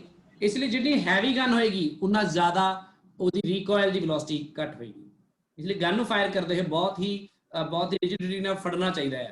ਜਿੰਨੀ ਹਲਕੀ ਗਨ ਹੋਵੇ ਉਨਾ ਹੀ ਜ਼ਿਆਦਾ, ਕਿਉਂਕਿ ਉਹ ਫਿਰ ਉਹਨਾਂ ਔਖਾ ਹੁੰਦਾ ਹੈ। ਤੇ ਇਸ ਲਈ ਜਿਹੜੇ ਉਹ ਦਿਖਾਉਂਦੇ ਆ ਆਰਮੀ ਵਿੱਚ, ਆਰਮੀ ਵਾਲੇ ਕੋਲ ਜਿਹੜੀ ਗਨ ਹੁੰਦੀ ਆ ਉਹ ਜਿਹੜੇ LMG ਵਗੈਰਾ ਲੱਗੀ ਹੁੰਦੀਆਂ ਜਿਸ 'ਚ ਲਗਾਤਾਰ ਗੋਲੀਆਂ ਨਿਕਲਦੀਆਂ ਨੇ ਤਾਂ ਲਗਾਤਾਰ ਪਿੱਛੇ ਨੂੰ ਰਿਕੋਇਲ ਹੁੰਦੀ ਤਾਂ ਉਹਨੂੰ ਮੋਢੇ ਨਾਲ ਨਾ ਸਾਂਭ ਕੇ ਰੱਖਣਾ ਪੈਂਦਾ ਇਹਨੂੰ ਕਿ ਉਹ ਇੱਧਰ ਉੱਧਰ ਨਾ ਜਾਵੇ ਗਨ ਦਾ ਜਿਹੜਾ ਉਹ ਰਿਕੋਇਲ ਹੋਣ ਤੋਂ ਬਾਅਦ।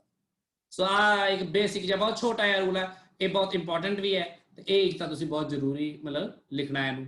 ਇਹ ਕਿਹਦਾ ਐਪਲੀਕੇਸ਼ਨ ਹੈ, ਕਿਹਦੀ ਐਪਲੀਕੇਸ਼ਨ ਹੈ? Conservation of momentum the application ਹੈ। ਫਿਲਹਾਲ ਮੈਂ ਇਹ ਨਹੀਂ ਚਾਹੁੰਦਾ ਕਿ ਤੁਹਾਡਾ ਇੱਕਦਮ ਤੇਜ਼ ਮੈਂ ਕਰਾ ਦਵਾਂ। ਟਾਈਮ ਤੁਹਾਡੇ ਕੋਲ ਕਿੰਨਾ ਟਾਈਮ ਹੋ ਗਿਆ? 5:00 ਸਰ 4:50 ਹੈਗਾ ਟਾਈਮ ਆਪਣੇ ਕੋਲ, ਥੋੜਾ ਟਾਈਮ ਹੈਗਾ, ਆਪਾਂ ਕਰ ਸਕਦੇ ਹਾਂ ਚੀਜ਼ਾਂ ਨੂੰ ਕਿਉਂਕਿ ਮੈਂ ਲੈਮਿਸ ਥਿਊਰਮ ਵਗੈਰਾ ਇਹ 'ਚ ਹੈਗੀ ਦਿੱਤੀ ਹੋਈ ਹੈ, ਮੈਂ ਉਹ ਤੁਹਾਨੂੰ ਕਰਵਾ ਚੁੱਕਾ ਪਰ ਲੈਮਿਸ ਥਿਊਰਮ ਵਗੈਰਾ। ਸੋ ਥੋੜੇ ਜਿਹੇ ਪਹਿਲਾਂ ਇਹਦਾ ਨਿਊਮੈਰੀਕਲਸ ਕਰ ਲਈਏ।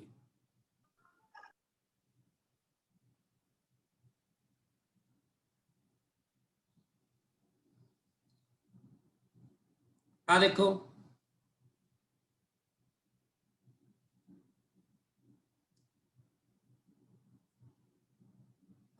Third question.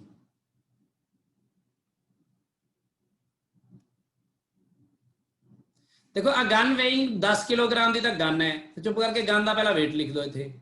सो गन का वेट कितना है? 10 किलोग्राम। ते बुलेट का वेट कितना है? मास कितना है?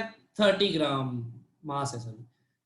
बुलेट की वेलोसिटी कितनी है? Fyers a bullet with velocity small v को 330 metre per second with what velocity the gun recoil. तो गन रिकॉइल की वेलोसिटी तुसी पता करनी है। सो तुसी की करना है, तुसी ਇਹਦਾ ਫਾਰਮੂਲਾ याद रखने की लोड़ नहीं, ਤੁਹਾਨੂੰ पता है mv plus mv should be 0। Vector form ਚ ਵੀ ਲਿਖਿਆ ਜਾ ਸਕਦਾ ਹੈ, ਕੋਈ ਫਰਕ ਨਹੀਂ ਪੈਂਦਾ ਆਪਾਂ ਨੂੰ। ਤੇ ਆਪਾਂ ਜਿਹੜਾ ਸਮਾਲ ਆਰ ਲਿਖਦੇ ਆ ਇਹ -mv ਓਵਰ m ਹੁੰਦਾ ਆ। ਤੇ ਜੇ ਮੈਂ ਮੈਗਨੀਟਿਊਡ ਚ ਗੱਲ ਕਰਾਂ ਤਾਂ magnitude v is equal to m over m times v ਹੁੰਦਾ ਹੈ। ਠੀਕ ਹੈ, ਸੋ ਇਹ ਪੁੱਟ ਕਰ ਦੋ ਵੈਲਿਊਜ਼ ਬਸ। ਸਮਾਲ m ਕੀ ਹੈ? 30 ग्राम। ਉਹ ਕਿੰਨਾ ਆ? 10 किलोग्राम। ਉਹਨੂੰ ਵੀ ਗ੍ਰਾਮ ਚ ਕਨਵਰਟ ਕਰ ਦੋ, ਇੰਨੇ ਗ੍ਰਾਮ। ਤੇ ਹੋਰ ਕੀ ਹੈ? ਵੈਲੋਸਿਟੀ ਕਿੰਨੀ ਹੈ? 330 ਹੈ। ਤੇ ਇਹ ਕੱਟਿਆ ਗਿਆ, 0 ਨਾਲ 0 कैंसिल हो गया, एक आ 0 ਨਾਲ 0 कैंसिल हो गया, 33 66 हो गया, नहीं 99 सॉरी सर 99 बटा 100 हो गया। ਤੇ 0.99 मीटर पर सेकंड आ गया। ਤੇ ਇਸੇ ਨੂੰ ਇਹਨਾਂ ਨੇ 0.99 ਮੀਟਰ ਨੂੰ ਉਹਨੂੰ ਕਨਵਰਟ ਕਰ ਲਿਆ ਸੈਂਟੀਮੀਟਰਾਂ ਚ, ਕੋਈ ਫਰਕ ਨਹੀਂ ਪੈਂਦਾ। ठीक है, मैं मीटर पर सेकंड आंसर दूंगा, मैंने प्रेफरेबल ये लग रहा है क्योंकि इन्होंने वेलोसिटी आप बुलेट दी दी है metre per second. So this should be the answer. 0.99 metre per second is the answer. ठीक है, कोई फर्क नहीं पैंदा। हुण वो कह रहे what is the combined momentum of gun and bullet. तब सिस्टम दा हो गया ना दोनों दा combined. Yes sir. Before firing and after firing सीधा ही आंसर देना है, कैलकुलेट नहीं करना बैठ के। ठीक है, इस तरह कोई और क्वेश्चन करते हैं, रुक जाओ।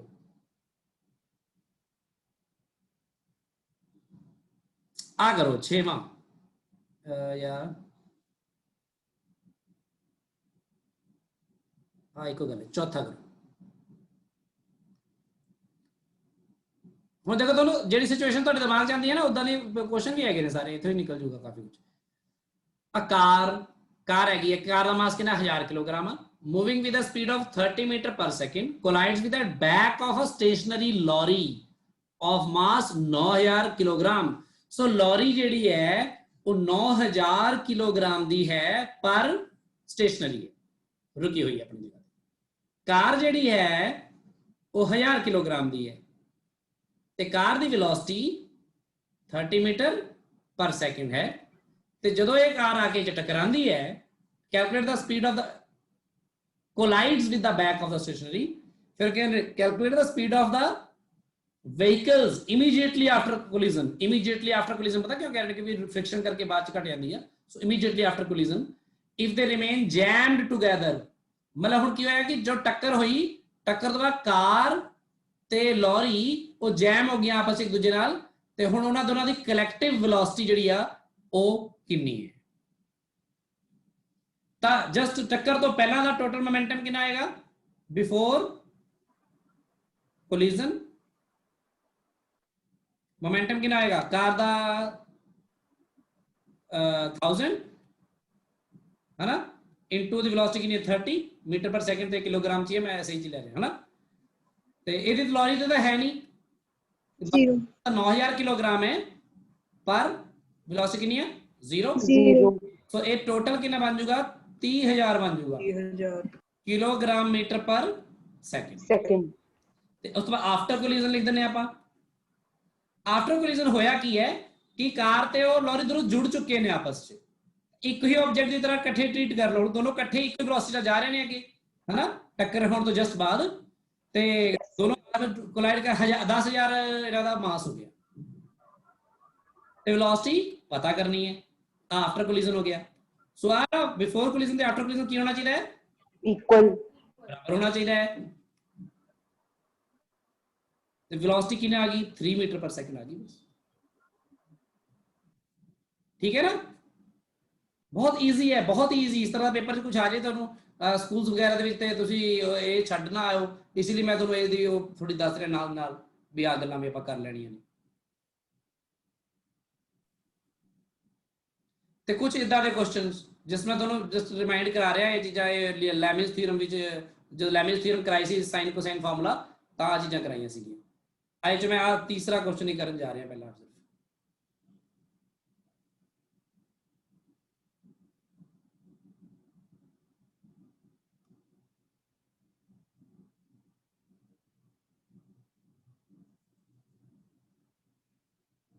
देखो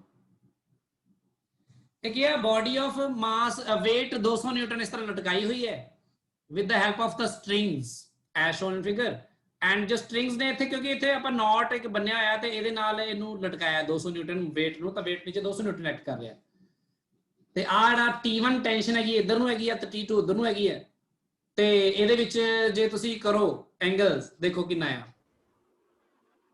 ਆ 45 ਹੈ ਇਹ 30 ਹੈ ਇਹ ਹੋ ਜਾਏਗਾ 115 ਦੇਖੋ ਹੁਣ ਜੇ ਆ 30 ਹੈ ਤੇ ਇਹ 45 ਹੈ ਤਾਂ ਉਹਦੇ ਹਿਸਾਬ ਨਾਲ ਆ ਐਂਗਲ ਕਿੰਨਾ ਹੋਏਗਾ ਜੇ ਮੈਂ ਇੱਥੇ ਦੇਖਾਂ ਇਹਨੂੰ ਐ ਕੱਢ ਕੇ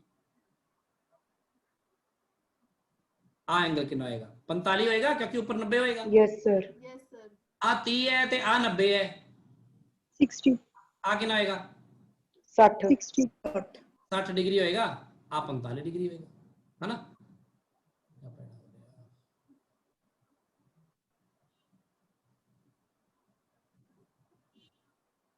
आ 45 होएगा आ 60 डिग्री होएगा तो जे आ 60 है तो आ कितना होएगा 120 होएगा यस सर 45 ਦਾ ਕਿੰਨਾ ਆਏਗਾ 135 135 ਹੁਣ ਉਹਨਾਂ ਨੇ ਕੀ ਕਿਹਾ find the tension T1 and T2 ਵੈਸੇ ਤੁਹਾਨੂੰ ਮੈਂ ਇਹਨਾਂ ਨੇ ਤਾਂ ਹੋਰ ਤਰ੍ਹਾਂ ਵੀ ਸੋਲਵ ਕੀਤਾ ਹੈ ਵਾ ਮੈਂ ਇਹ ਦੇਖਿਆ ਸੀ ਇਹਨਾਂ ਨੇ ਬੁੱਕ ਵਗੈਰਾ ਚ ਦਾ ਇਹਨਾਂ ਨੇ ਪਤਾ ਕਿਵੇਂ ਕੀਤਾ ਇਹਨਾਂ ਨੇ ਜਿਵੇਂ ਕੀਤਾ ਮੈਂ ਉਹ ਵੀ ਕਰਾਣਾ ਲੈਮਿਸ ਥਿਊਰਮ ਡਾਇਰੈਕਟ ਲਾ ਕੇ ਵੀ ਕਰਾਣਾ ਤੁਹਾਨੂੰ ਦੋਨੋਂ ਤਰੀਕੇ ਨਾਲ ਕਰਾਣਾ ਤੁਹਾਨੂੰ ਆਪਣਾ ਮੈਥਡ ਆਪਣੇ ਮਰਜ਼ੀ ਨਾਲ ਜੋ ਮਰਜ਼ੀ ਲਾਇਆ ਕਰੋ ਜਿਹੜਾ ਕਨਵੀਨੀਅੰਟ ਲੱਗੇ ਲਾ ਦਿਆ ਕਰੋ ਤੁਹਾਨੂੰ ਜਾ ਕੁਝ ਕਰਾਇਆ ਹੁਣ ਦੇਖੋ ਪਹਿਲਾਂ ਆਪਾਂ ਕਹਿੰਦੇ ਇਹਨਾਂ ਦੇ ਮੈਥਡ ਨਾਲ ਸਿੰਪਲੀ ਇਹਨਾਂ ਨੇ ਪਤਾ ਕੀ ਕੀਤਾ ਇਹ ਕਹਿੰਦੇ ਜਿਹੜੀ ਆ ਟੈਂਸ਼ਨ ਹੈ ਇਧਰਲੇ ਪਾਸੇ T2 ਆ T1 ਸੌਰੀ ਆ ਟੈਂਸ਼ਨ ਦੇ ਦੋ ਕੰਪੋਨੈਂਟ ਬਣ ਜਾਣਗੇ ਇੱਕ ਕੰਪੋਨੈਂਟ ਬਣੂਗਾ ਉੱਪਰ ਨੂੰ ਇਧਰ ਨੂੰ ਇੱਕ ਕੰਪੋਨੈਂਟ ਬਣ ਜਾਏਗਾ ਇਧਰ ਨੂੰ ਹਨਾ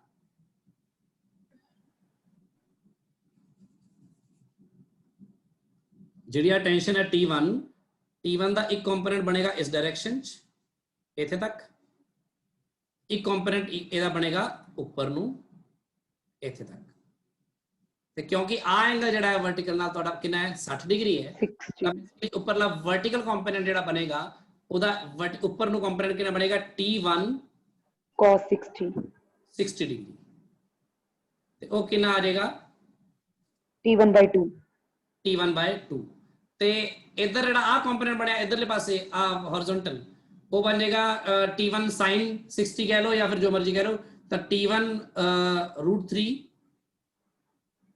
ठीक है ए बन जाएगा अपना T1 sin 30 डिग्री ਤੇ ਆ T1 ਦੇ ਦੋ ਕੰਪੋਨੈਂਟ ਬਣਾਤੇ ਹੁਣ T2 ਦੇ ਵੀ ਦੋ ਕੰਪੋਨੈਂਟ ਬਣਾ ਸਕਦੇ ਹੋ ਉਹ 45 ਡਿਗਰੀ ਹੈ ਤਾਂ ਇੱਕ ਇਧਰ ਨੂੰ ਬਣੇਗਾ ਉਹ ਬਣੇਗਾ T2/√2 है ना, sin 45 cos 45 Yes, sir.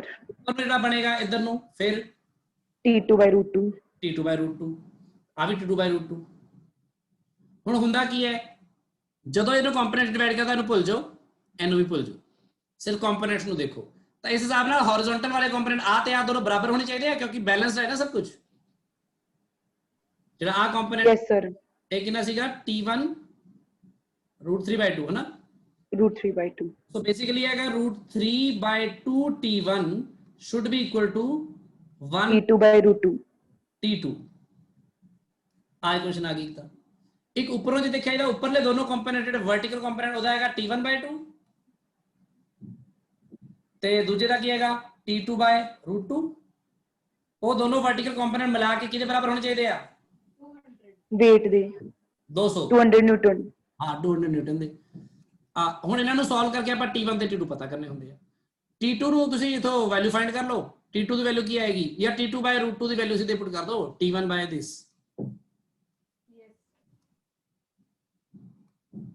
200 T1 root 3 plus 1 by 2 200 ਤੇ T1 ਕੀ ਆਏਗਾ 200 गुणा 2 400 बटा root 3 plus 1। ये आ जाएगा 400 बटा रूट 3 प्लस 1 ये 1.732 होता है तो 2.732 बन जाएगा। ਤੇ 400 बटा 2.732 ਜੇ ਕੀਤਾ ਜਾਵੇ, ਮੈਂ ਕੈਲਕੂਲੇਟਰ 'ਚ ਕਰਨ ਜਾ ਰਿਹਾ, ਤੁਸੀਂ ਆਪਣਾ ਦੇਖ ਲਿਓ ਕਰਕੇ। 400 बटा 2.732 ਇਹ ਆ ਗਿਆ 146.41। ਆ ਦੇਖੋ ਆਨਸਰ,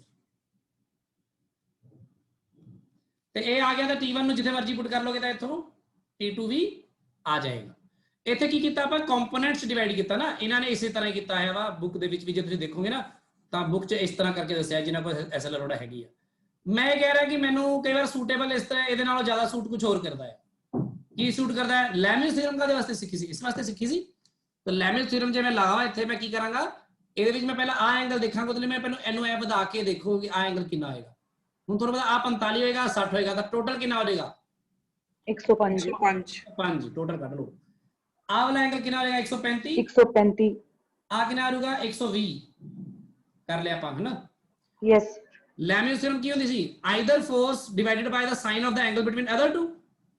Yes, sir. ਕਹਿ ਰਿਹਾ 200 ਨਿਊਟਨ ਜਿਹੜਾ ਆ, ਸਭ ਤੋਂ ਪਹਿਲਾਂ ਇਸੇ ਫੋਰਸ ਨੂੰ ਲਓ ਜਿਹੜਾ ਗਿਵਨ ਹੈ, 200 ਬਟਾ Sin 105.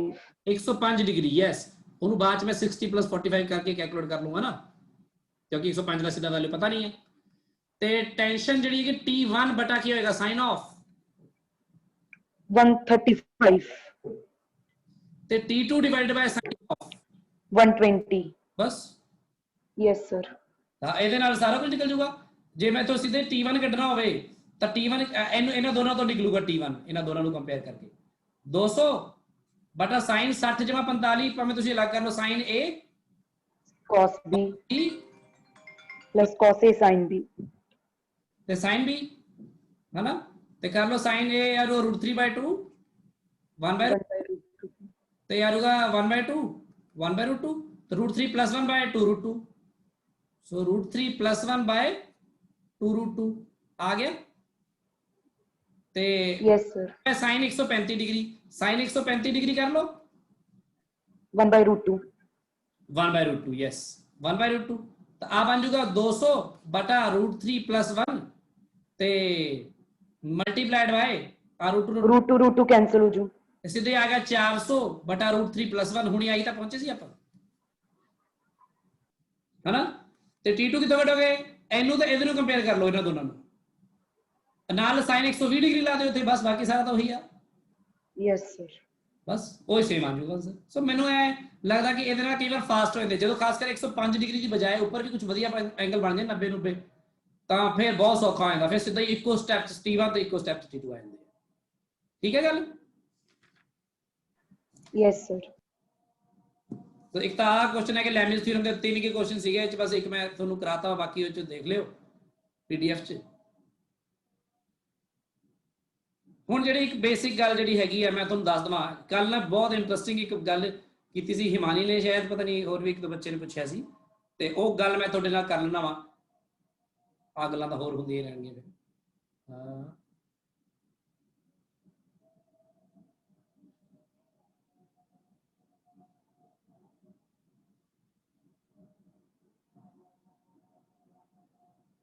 PDF 'ਚ ਜੋੜ ਦਿੰਦਾ ਮੈਂ।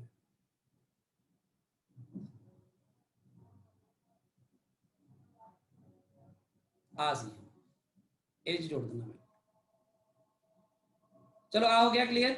ਤੇ ਆਪਾਂ ਅੱਗੇ ਐ ਕਰਦੇ ਹਾਂ। ਕੱਲ ਬੱਚੇ ਨੇ ਪੁੱਛਿਆ ਸੀ ਕਿ ਜਦੋਂ ਕੋਈ ਬਾਡੀ ਨੂੰ ਤੁਸੀਂ ਰੱਖ ਦਿੰਦੇ ਹੋ ਕਿਸੇ ਸਰਫੇਸ ਤੇ ਲਿਫਟ ਤੇ ਉਹ ਬਾਡੀ ਨੀਚੇ ਨੂੰ ਐਕਸਲਰੇਟ ਕਰਦੀ ਹੈ ਜਾਂ ਉੱਪਰ ਨੂੰ ਐਕਸਲਰੇਟ ਕਰਦੀ ਹੈ ਤਾਂ ਤੁਹਾਡੇ ਆ ਫੋਰਸ ਬੈਲੈਂਸ ਨਹੀਂ ਹੁੰਦੇ ਨਾ। ਯਾਨੀ ਜਿਵੇਂ ਆ ਜਿਹੜਾ weight ਹੁੰਦਾ ਹੈ ਨੀਚੇ ਨੂੰ mg ਤੇ ਉੱਪਰ ਨੂੰ ਹੁੰਦਾ ਨਾਰਮਲ ਰਿਐਕਸ਼ਨ, ਤੇ ਨਾਰਮਲ ਰਿਐਕਸ਼ਨ ਤੇ weight ਬੈਲੈਂਸ ਬਰਾਬਰ ਨਹੀਂ ਹੁੰਦੇ ਨਾ, ਕਿਉਂਕਿ ਜਦੋਂ ਬਾਡੀ ਨੀਚੇ ਆ ਰਹੀ ਹੁੰਦੀ ਹੈ ਤਾਂ ਜ਼ਿਆਦਾ ਕੌਣ ਹੁੰਦਾ ਹੈ? mg। ਫਿਰ ਆ ਮਾਸ ਇਨਟੂ ਐਕਸਲਰੇਸ਼ਨ ਦਾ ਫਾਰਮੂਲਾ ਲੱਗਦਾ ਹੈ ਆਪਣਾ। ਜੇ ਬਾਡੀ ਉੱਪਰ ਜਾ ਰਹੀ ਹੋਵੇ ਤਾਂ ਜ਼ਿਆਦਾ ਕੌਣ ਹੁੰਦਾ ਹੈ? r। ਆ ਫਾਰਮੂਲਾ ਲੱਗਦਾ ਹੈ। ਇਹ ਗੱਲ ਮੈਂ ਤੁਹਾਨੂੰ ਕੱਲ ਕਰਵਾਈ ਸੀ ਤਾਂ ਉਹਨੇ ਕਿਹਾ ਸੀ ਕਿ ਵੀ ਇਦਾਂ ਦਾ। ਦੇਖੋ ਮੇਰੀ ਗੱਲ ਨਾ ਬੜੀ ਧਿਆਨ ਨਾਲ ਸੁਣੋ, ਤੁਸੀਂ ਸਾਰੇ ਜਣੇ ਬਹੁਤ ਧਿਆਨ ਨਾਲ ਸੁਣੋ। ਮੈਂ ਜਿਹੜੀ ਗੱਲ ਕਰਨ ਜਾ ਰਿਹਾ ਇਹ ਗੱਲ ਖਾਸ ਗੱਲ ਹੈ ਤੁਹਾਡੇ ਇਸ ਸਵਾਲ ਚੋਂ ਨਿਕਲ ਕੇ ਆਈ ਕਿ ਮੈਂ ਸੋਚ ਰਿਹਾ ਸੀ ਕਿ ਵੀ ਮੈਂ ਇਹਨਾਂ ਬੱਚਿਆਂ ਨੂੰ ਆਹ ਗੱਲ ਕਿਵੇਂ ਦੱਸਾਂ। ਫਿਰ ਮੈਂ ਸੋਚਿਆ ਕਿ ਵੀ ਦੱਸਣ ਲਈ ਮੈਨੂੰ ਉਹ ਗੱਲ ਜਿਹੜੀ ਇਨਰਸ਼ੀਅਲ ਫਰੇਮਸ ਦੀ ਗੱਲ ਕਰ ਲੈਣੀ ਚਾਹੀਦੀ ਤੁਹਾਡੇ ਨਾਲ, ਤੇ ਉਹ ਇਨਰਸ਼ੀਅਲ ਫਰੇਮਸ ਦੀ ਗੱਲ ਮੈਂ ਤੁਹਾਡੇ ਨਾਲ ਕਰਨ ਜਾ ਰਿਹਾ। ਆ ਇੱਥੇ ਕਿਉਂ ਬਰਾਬਰ ਨਹੀਂ ਹੈ ਕਿ ਦੋਨੋਂ ਫੋਰਸ? ਕਿਉਂਕਿ ਇਹ ਫਰੇਮ ਹੀ ਇਨਰਸ਼ੀਅਲ ਨਹੀਂ ਰਹਿੰਦਾ ਜਦੋਂ ਐਕਸਲਰੇਟ ਹੁੰਦਾ ਹੈ। ਕੋਈ ਵੀ, ਮੇਰੀ ਗੱਲ ਸੁਣੋ ਧਿਆਨ ਨਾਲ, ਕੋਈ ਵੀ ਐਕਸਲਰੇਟਿਡ ਸਿਸਟਮ ਹੋਵੇ ਨਾ, ਕੋਈ ਵੀ ਜਿਹੜਾ ਐਕਸਲਰੇਟ ਹੋਇਆ, ਤਾਂ ਉੱਥੇ ਸਿਰਫ ਰੀਅਲ ਫੋਰਸਿਸ ਨਹੀਂ ਹੁੰਦੇ, ਉੱਥੇ ਕੁਝ ਵਰਚੁਅਲ ਫੋਰਸਿਸ ਵੀ ਹੁੰਦੇ ਨੇ। ਵਰਚੁਅਲ ਫੋਰਸਿਸ ਕੀ ਹੁੰਦੇ ਨੇ? ਵਰਚੁਅਲ ਜਾਂ ਨਾਨ ਰੀਅਲ ਕਹਿ ਲਈਏ ਜ਼ਿਆਦਾ ਵਧੀਆ ਹੁੰਦਾ ਹੈ, ਜਾਂ ਫਿਰ ਅਨਰੀਅਲ ਫੋਰਸਿਸ ਵੀ ਕਹਿ ਦਿੰਦੇ ਆਪਾਂ ਕਈ ਵਾਰੀ। ਜਦੋਂ ਕੋਈ ਬਾਡੀ ਐਕਸਲਰੇਟ ਹੁੰਦੀ ਹੈ ਉਦੋਂ ਹੁੰਦੇ ਨੇ। ਜਿਵੇਂ ਕਿ ਫੋਰ ਐਗਜ਼ਾਮਪਲ ਜਦੋਂ ਚੰਗਾ ਭਲਾ ਇੱਕ ਬੰਦਾ ਜਿਵੇਂ ਮੰਨ ਲਓ ਇੱਕ ਸਿਸਟਮ, ਇੱਕ ਮੰਨ ਲਓ ਟਰੱਕ ਹੈ, ਟਰੱਕ ਦੇ ਪਿੱਛੇ ਆ ਟਰੱਕ ਹੈ, ਟਰੱਕ ਅੱਗੇ ਨੂੰ ਜਾ ਰਿਹਾ ਆਰਾਮ ਨਾਲ, ਸਭ ਕੁਝ ਠੀਕ ਚੱਲ ਰਿਹਾ, ਤੇ ਟਰੱਕ ਦੇ ਪਿੱਛੇ ਖੁੱਲਾ ਓਪਨ ਟਰੱਕ ਹੈ, ਠੀਕ ਹੈ। ਇਸ ਓਪਨ ਟਰੱਕ ਤੇ ਬੈਠ ਕੇ ਜੇ ਓਪਨ ਟਰੱਕ ਬਿਲਕੁਲ ਯੂਨੀਫਾਰਮ ਵੈਲੋਸਿਟੀ ਨਾਲ ਜਾ ਰਿਹਾ, ਮੰਨ ਲਓ u ਵੈਲੋਸਿਟੀ ਨਾਲ ਜਾ ਰਿਹਾ ਤੇ ਉਹਦੇ ਨਾਲ ਜਾਈ ਜਾ ਰਿਹਾ, ਤਾਂ ਇਹਦੇ ਉੱਪਰ ਤੁਸੀਂ ਜਿਹੜੀ ਉਹ ਹੁੰਦੀ ਨਾ ਬਾਲ ਨਹੀਂ ਹੁੰਦੀ, ਬਾਲਸ ਵਾਲੀ ਗੇਮ ਕੀ ਕਹਿੰਦੇ ਆ, ਪੂਲ, ਸਨੀਕਰ ਕੀ ਕਹਿੰਦੇ ਆ, ਉਹ ਖੇਡਦੇ ਨਾਲ ਬਾਲਾਂ ਮਾਰਦੇ ਆ, ਪੂਲ, ਹਾਂ ਸਨੂਕਰ ਵੀ ਕਹਿੰਦੇ। ਉਹ ਇਹ ਖੇਡ ਰਹੇ ਹੋ ਤੁਸੀਂ ਆਰਾਮ ਨਾਲ, ਬਾਲਸ ਆਪਣੀ ਆਪਣੀ ਜਗ੍ਹਾ ਪਈਆਂ ਨੇ ਤੇ ਪਈਆਂ ਰਹਿਣਗੀਆਂ, ਤੁਸੀਂ ਆਰਾਮ ਨਾਲ ਇਹਦੇ ਉੱਪਰ ਉਹ ਖੇਡ ਸਕਦੇ ਹੋ। ਪਤਾ ਕਦੋਂ ਤੱਕ ਖੇਡ ਸਕਦੇ ਹੋ? ਜਾਂ ਤਾਂ ਟਰੱਕ ਖੜਾ ਹੋਵੇ ਤੇ ਜਾਂ ਤਾਂ ਟਰੱਕ ਜਿਹੜਾ ਯੂਨੀਫਾਰਮ ਵੈਲੋਸਿਟੀ ਨਾਲ ਚੱਲ ਰਿਹਾ ਹੋਵੇ ਕਿਸੇ ਇੱਕ ਹੀ ਡਾਇਰੈਕਸ਼ਨ 'ਚ, ਕਿਉਂਕਿ ਐਕਸਲਰੇਸ਼ਨ ਨਹੀਂ ਨਾ ਹੋ ਰਹੀ। ਜਿਵੇਂ ਇਸ ਟਰੱਕ 'ਚ ਐਕਸਲਰੇਸ਼ਨ ਹੋਊਗੀ, ਟਰੱਕ ਸਪੀਡ ਨੂੰ ਵਧਾਉਣ ਦੀ ਕੋਸ਼ਿਸ਼ ਕਰੂਗਾ, ਤੁਹਾਡੀਆਂ ਸਾਰੀਆਂ ਬੋਲਾਂ ਪਤਾ ਕਿੱਥੇ ਨੂੰ ਭੱਜਣਗੀਆਂ? ਕਿੱਧਰ ਨੂੰ ਭੱਜਣਗੀਆਂ? ਮਤਲਬ ਇਨਰਸ਼ੀਆ ਰੇਸ ਦੇ ਵਿੱਚ ਸੀਗੀਆਂ, ਕਿਸੇ ਨੂੰ ਜਾਣਗੀਆਂ। ਸੋ ਕਹਿੰਦਾ ਜਿਵੇਂ ਹੀ ਉਹ ਐਕਸਲਰੇਟ ਹੋਏਗਾ ਅੱਗੇ ਨੂੰ, ਟਰੱਕ ਐਕਸਲਰੇਟ ਹੋਏਗਾ, ਮੈਂ ਉਹਦੀ ਗੱਲ ਕਰ ਰਿਹਾ, ਉਹ ਐਕਸਲਰੇਟ ਹੋਏਗਾ, ਨਾਲ ਹੀ ਉਹਨਾਂ ਨੂੰ ਪਿੱਛੇ ਨੂੰ ਝਟਕਾ ਲੱਗੇਗਾ ਬਾਲਸ ਨੂੰ, ਤੇ ਜੇ ਉਹ ਟਰੱਕ ਰੁਕਣ ਲੱਗੇਗਾ, ਬਾਲ ਰੁਕਣ ਲੱਗ ਜਾਏਗਾ, ਟਰੱਕ ਬ੍ਰੇਕ ਮਾਰੇਗਾ, ਤਾਂ ਇਹ ਸਾਰੀਆਂ ਬਾਲਸ ਕਿੱਧਰ ਨੂੰ ਗਿਰਨਗੀਆਂ? ਅੱਗੇ ਨੂੰ। ਬਸ ਤੁਹਾਡੀ ਸਾਰੀ ਗੇਮ ਖਰਾਬ।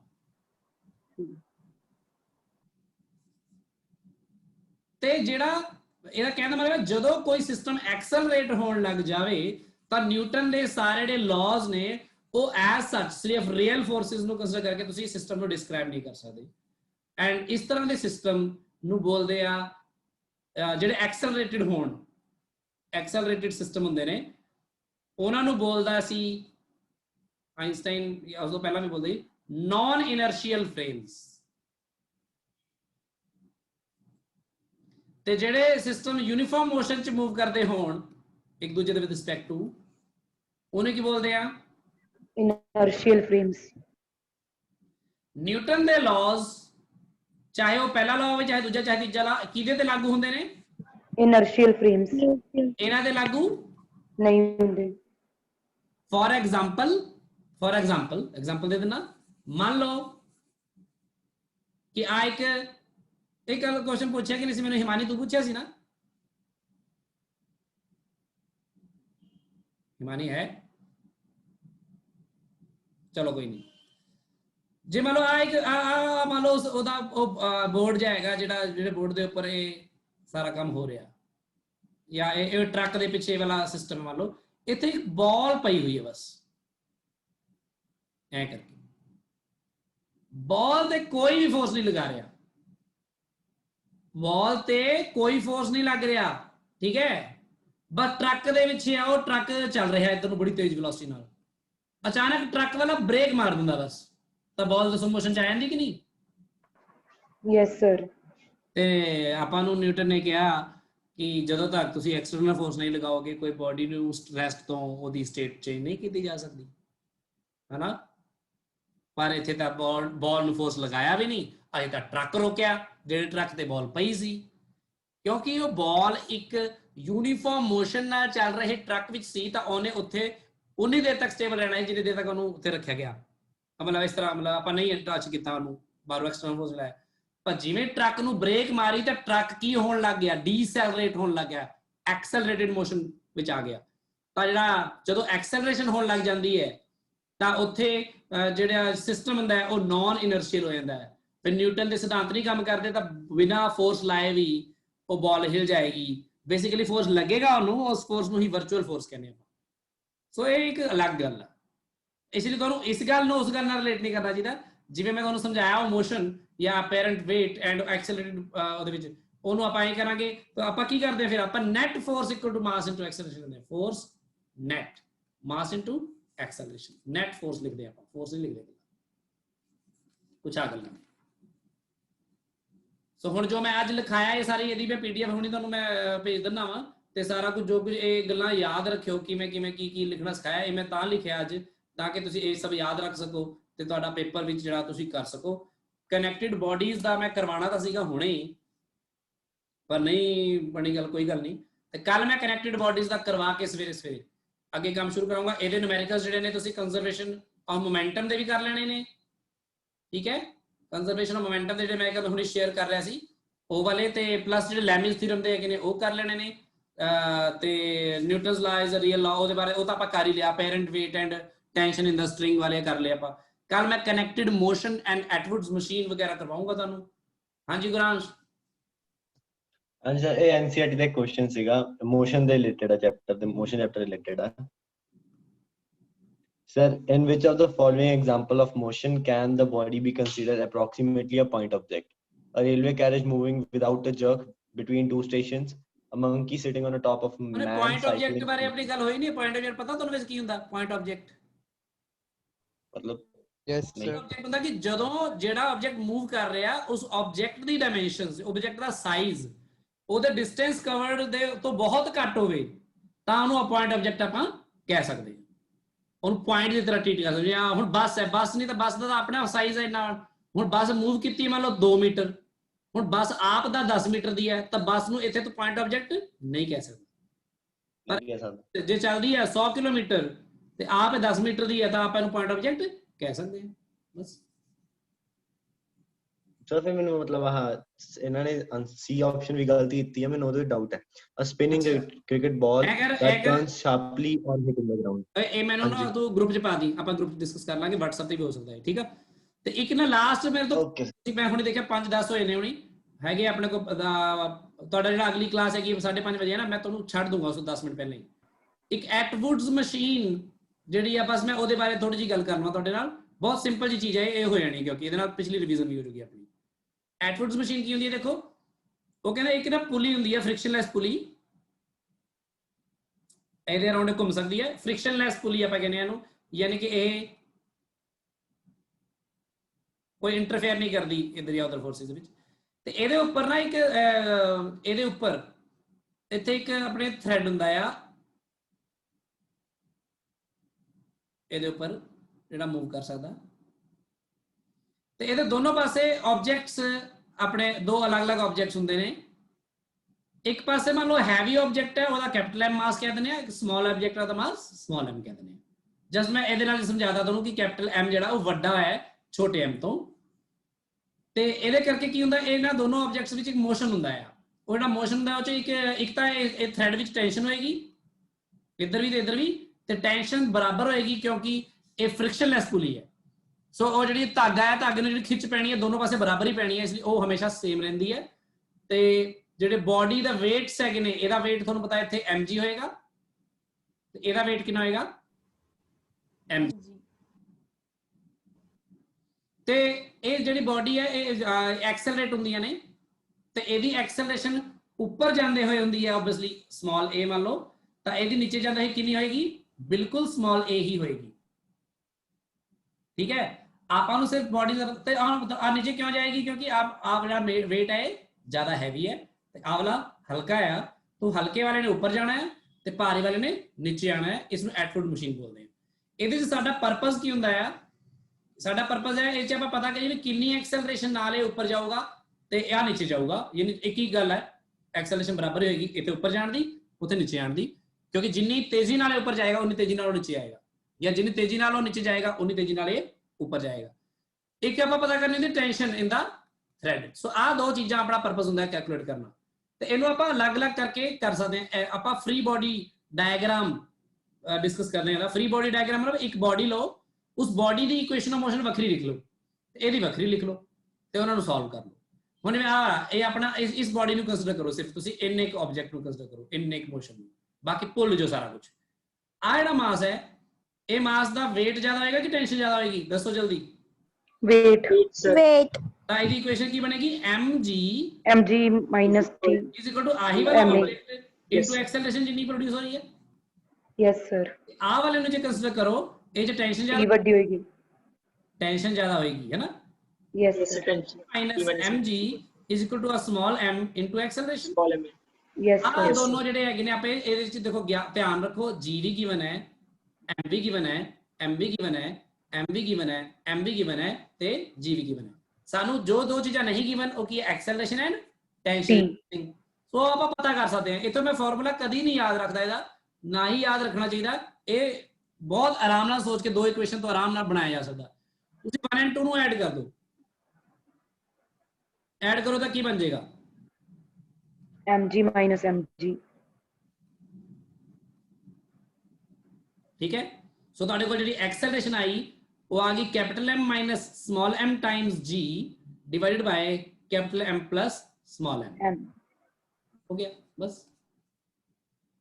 ਤੇ ਇਹ ਐਕਸਲਰੇਸ਼ਨ ਪੁੱਟ ਕਰੋਗੇ ਤਾਂ ਤੁਹਾਡੀ t ਵੀ ਮਿਲ ਜਾਏਗੀ। ਜਿਵੇਂ ਆਪਾਂ 1 ਜਾਂ 2 ਜਿੱਥੋਂ ਮਰਜ਼ੀ ਪਤਾ ਕਰ ਲਓ, ਤਾਂ ਤੁਸੀਂ 2 ਤੋਂ ਪਤਾ ਕਰ ਲਓ। ਮੰਨ ਲਓ 2 ਇੰਪਲਾਈਜ਼ ਟੈਂਸ਼ਨ ਕਿਹਦੇ ਬਰਾਬਰ ਹੋਏਗੀ, m into acceleration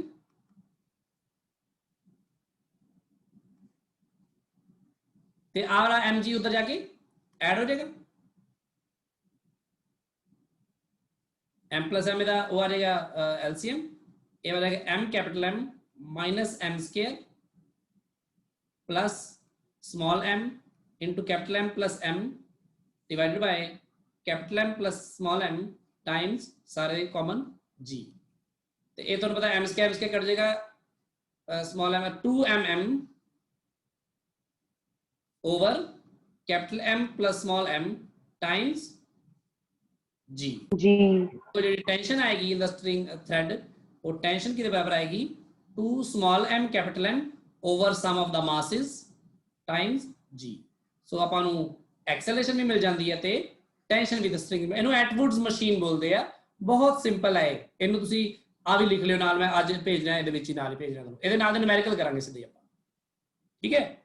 तो न्यूमेरिकल भी फार्मूला नहीं लाता होता सीधा, मैंने आदत नहीं है फार्मूला सीधा लाने की। मैं की करता, मैं उसी टाइम इक्वेशन बनाना वा, आवलियां दो तो सॉल्व कर लेना वा, बस सिंपल है। हाँ जी हिमानी सर टेंशन इक्वल क्यों होगी दोहां दे विच, क्योंकि आ जी पुली है ना, आ पुली हाँ जी सर फ्रिक्शनलैस ते आ जिहड़ा थ्रेड है वेटलैस, तो थ्रेड नु वेटलैस लेने आपां, ये तां हुंदा है थ्रेड वेटलैस ते पुली फ्रिक्शनलैस। ਤਾਂ ਉਹ ਥ੍ਰੈਡ ਨੂੰ ਆਪਣੇ ਵੱਲੋਂ ਕੋਈ ਵੀ ਚੀਜ਼ ਉੱਥੋਂ, ਕਿਉਂਕਿ ਉਹਦੇ ਉੱਪਰੋਂ ਨਿਕਲਦੇ ਹੈ ਥ੍ਰੈਡ ਨੂੰ, ਨਾ ਤਾਂ ਕੋਈ ਫ੍ਰਿਕਸ਼ਨ ਮਿਲਦੀ ਹੈ ਨਾ ਕੋਈ ਉਹ ਮਿਲਦੀ, ਇਸ ਲਈ ਉਹ ਥ੍ਰੈਡ ਜਦੋਂ ਜੁੜੇ ਹੋਏ ਨੇ ਆਪਸ 'ਚ ਤਾਂ ਉਹਨਾਂ 'ਚ ਟੈਨਸ਼ਨ ਬਿਲਕੁਲ ਸੇਮ ਰਹਿੰਦੀ ਹੈ, ਜਿਹੜੀ ਖਿੱਚ ਪੈਂਦੀ ਹੈ ਉਹ ਸੇਮ ਹੀ ਪੈਂਦੀ ਹੈ। ਹੁਣ ਜਿਵੇਂ ਤੁਸੀਂ ਦੇਖੋ ਪਤਾ ਹੋਣਾ, ਜਿਵੇਂ ਪਤੰਗ ਪਤੰਗ ਦਾ ਪਤਾ ਨਹੀਂ ਲੁੱਟੇ ਕਿ ਨਹੀਂ ਲੁੱਟੇ, ਤੁਸੀਂ ਡੋਰ ਤੱਕ ਦੇ ਲੁੱਟੀ ਹੋਣੀ ਆ, ਛੱਤ ਦੇ ਉੱਪਰੋਂ ਡੋਰ ਨਿਕਲ ਰਹੀ ਹੁੰਦੀ ਹੈ ਤੇ ਬੱਚੇ ਕੀ ਕਰਦੇ ਆ, ਡੋਰ ਫੜ ਲੈਂਦੇ ਆ, ਦੂਜਾ ਬੰਦਾ ਜਿਹਦਾ ਪਤੰਗ ਬੋ ਹੋ ਚੁੱਕਿਆ ਤੇ ਉਹ ਪਤੰਗ ਆਪਣੀ ਡੋਰ ਖਿੱਚ ਲੈਂਦਾ ਵਾਪਸ, ਤੁਹਾਡੇ ਛੱਤ ਤੋਂ ਨਿਕਲ ਰਹੀ ਹੈ, ਤੁਸੀਂ ਤੁਹਾਡੇ ਮਨ 'ਚ ਚੋਰ ਆ ਜਾਂਦਾ ਵੀ ਇਹਦੀ ਮੈਂ ਡੋਰ ਤੋੜ ਲਵਾਂ ਤੇ ਮੈਂ ਡੋਰ ਬਾਅਦ 'ਚ ਵਧਾਊਂਗਾ, ਫਿਰ ਤੁਸੀਂ ਡੋਰ ਫੜ ਲੈਂਦੇ ਹੋ, ਫਿਰ ਉਹ ਵੀ ਫੜ ਲੈਂਦਾ ਉਧਰੋਂ, फिर दोनों से कोशिश करते हैं कौन तोड़ेगा ना, ਤੇ ਫਿਰ ਦੋਨੋਂ ਫਿਰ ਵੇਟ ਕਰਦੇ ਹੋ ਕਿ ਕੌਣ ਤੋੜੇਗਾ ਫਿਰ ਜਦੋਂ ਫਿਰ ਉਸ ਟਾਈਮ ਤੁਸੀਂ ਵੀ ਥੋੜਾ ਖਿੱਚਦੇ ਹੋ ਡੋਰ ਆਪਣੇ ਵਾਲੇ ਪਾਸੇ, ਉਹ ਵੀ ਖਿੱਚ ਰਿਹਾ ਹੁੰਦਾ ਦੂਜੇ ਪਾਸੇ ਜਿਹਨੂੰ ਤੁਸੀਂ ਦੇਖ ਵੀ ਨਹੀਂ ਰਹੇ ਹੁੰਦੇ, ਤਾਂ ਉਸ ਟਾਈਮ ਉਹ ਜਿਹੜੀ ਚਾਹੇ ਤੁਹਾਡੇ ਦੋਨਾਂ ਕੋਈ ਵੀ ਖਿੱਚ ਰਿਹਾ, ਜਿਹੜੀ ਟੈਨਸ਼ਨ ਹੁੰਦੀ ਹੈ ਥ੍ਰੈਡ ਦੇ ਵਿੱਚ, ਜੇ ਮੈਂ ਥ੍ਰੈਡ ਨੂੰ ਮੈਂ ਮੰਨ ਲਵਾਂ ਕਿ ਉਹ ਫ੍ਰਿਕਸ਼ਨਲੈਸ ਹੈ ਜਾਂ ਸੌਰੀ ਵੇਟਲੈਸ ਹੈ ਥ੍ਰੈਡ, ਤਾਂ ਉਹ ਤਾਂ ਬਰਾਬਰ ਹੀ ਖਿੱਚ ਪੈ ਰਹੀ ਹੈ, ਚਾਹੇ ਇਧਰੋਂ ਖਿੱਚੋ ਤਾਂ ਵੀ ਟੁੱਟ ਜਾਣੀ ਹੈ, ਉਧਰੋਂ ਖਿੱਚੋ ਤਾਂ ਵੀ ਟੁੱਟ ਜਾਣੀ ਹੈ, ਹਨਾ। ਟੈਨਸ਼ਨ ਹਾਂਜੀ ਸਰ ਬਰਾਬਰ ਹੁੰਦੀ ਹੈ, ਪਰ ਉਹ ਜੇ weight ਵਾਲੀ ਹੋਵੇ, ਜੇ ਥ੍ਰੈਡ 'ਚ weight ਹੋਵੇ then different ਹੋਏਗੀ ਟੈਨਸ਼ਨ, ਫਿਰ ਉਹ ਟੈਨਸ਼ਨ ਇੱਕ ਬਿਲਕੁਲ ਡਿਫਰੈਂਟ ਕਨਸੈਪਟ ਹੈ, ਉਹਦੇ ਬਾਰੇ ਆਪਾਂ ਗੱਲ ਕਰ ਸਕਦੇ ਹਾਂ ਕਦੀ, ਪਰ ਇੱਥੇ ਆਪਾਂ weightless and frictionless ਸਿਸਟਮ ਲੈ ਕੇ ਚੱਲ ਰਹੇ ਹਾਂ, ਸੋ ਬਿਲਕੁਲ ਸੇਮ ਖਿੱਚ ਦੋਨੋਂ ਪਾਸੇ ਸੇਮ ਹੀ ਪੈਂਦੀ ਹੈ।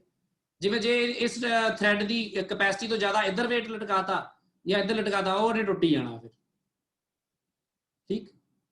ਹਾਂਜੀ ਸਰ ਤੇ ਇੱਕ ਹੋਰ ਕੁਐਸਚਨ ਸੀਗਾ, ਹਾਂਜੀ ਕੱਲ ਆਪਾਂ ਕਿਹਾ ਸੀਗਾ ਕਿ ਜਦੋਂ ਆਪਾਂ ਬੋਡੀ ਨੂੰ ਠੀਕ ਹੈ ਨੀਚੇ ਵੱਲ ਐਕਸਲਰੇਟ ਕਰਦੇ ਹਾਂ, ਜੀ ਦੀ ਵੈਲਿਊ ਜੀ ਤੋਂ ਜ਼ਿਆਦਾ ਹੋਵੇ ਆਪਣੀ ਐਕਸਲਰੇਸ਼ਨ ਦੀ ਵੈਲਿਊ, ਤਾਂ ਜਿਹੜੀ ਉੱਪਰਲੀ ਬੋਡੀ ਹੁੰਦੀ ਆ ਉਹ ਪਿੱਛੇ ਰਹਿ ਜਾਏਗੀ ਤੇ ਅੱਗੇ ਵਾਲੀ ਨੀਚੇ ਆ ਜਾਏਗੀ।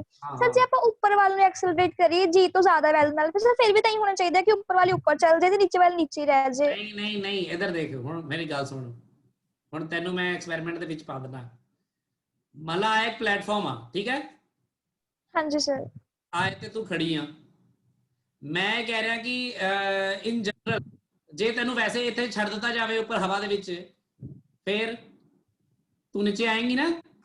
ਹਾਂਜੀ ਸਰ ਕਿੰਨੀ ਐਕਸਲਰੇਸ਼ਨ ਨਾਲ ਆਏਂਗੀ? ਜੀ ਨਾਲ।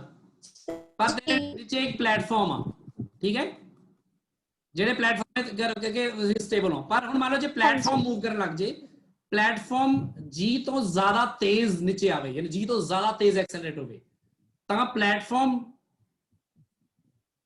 ਤੇ ਤੇਰੇ ਵਿੱਚ ਡਿਫਰੈਂਸ ਆ ਜਾਏਗਾ ਨਾ, ਉੱਪਰ ਰਹਿਣਾ ਪਲੇਟਫਾਰਮ ਨੇ ਤੇਰੇ ਤੋਂ ਵੀ ਤੇਜ਼ ਆਏਗਾ ਕਿਉਂਕਿ ਮੋਰ ਦੈਨ ਜੀ ਆ ਰਿਹਾ ਹੈ ਨਾ।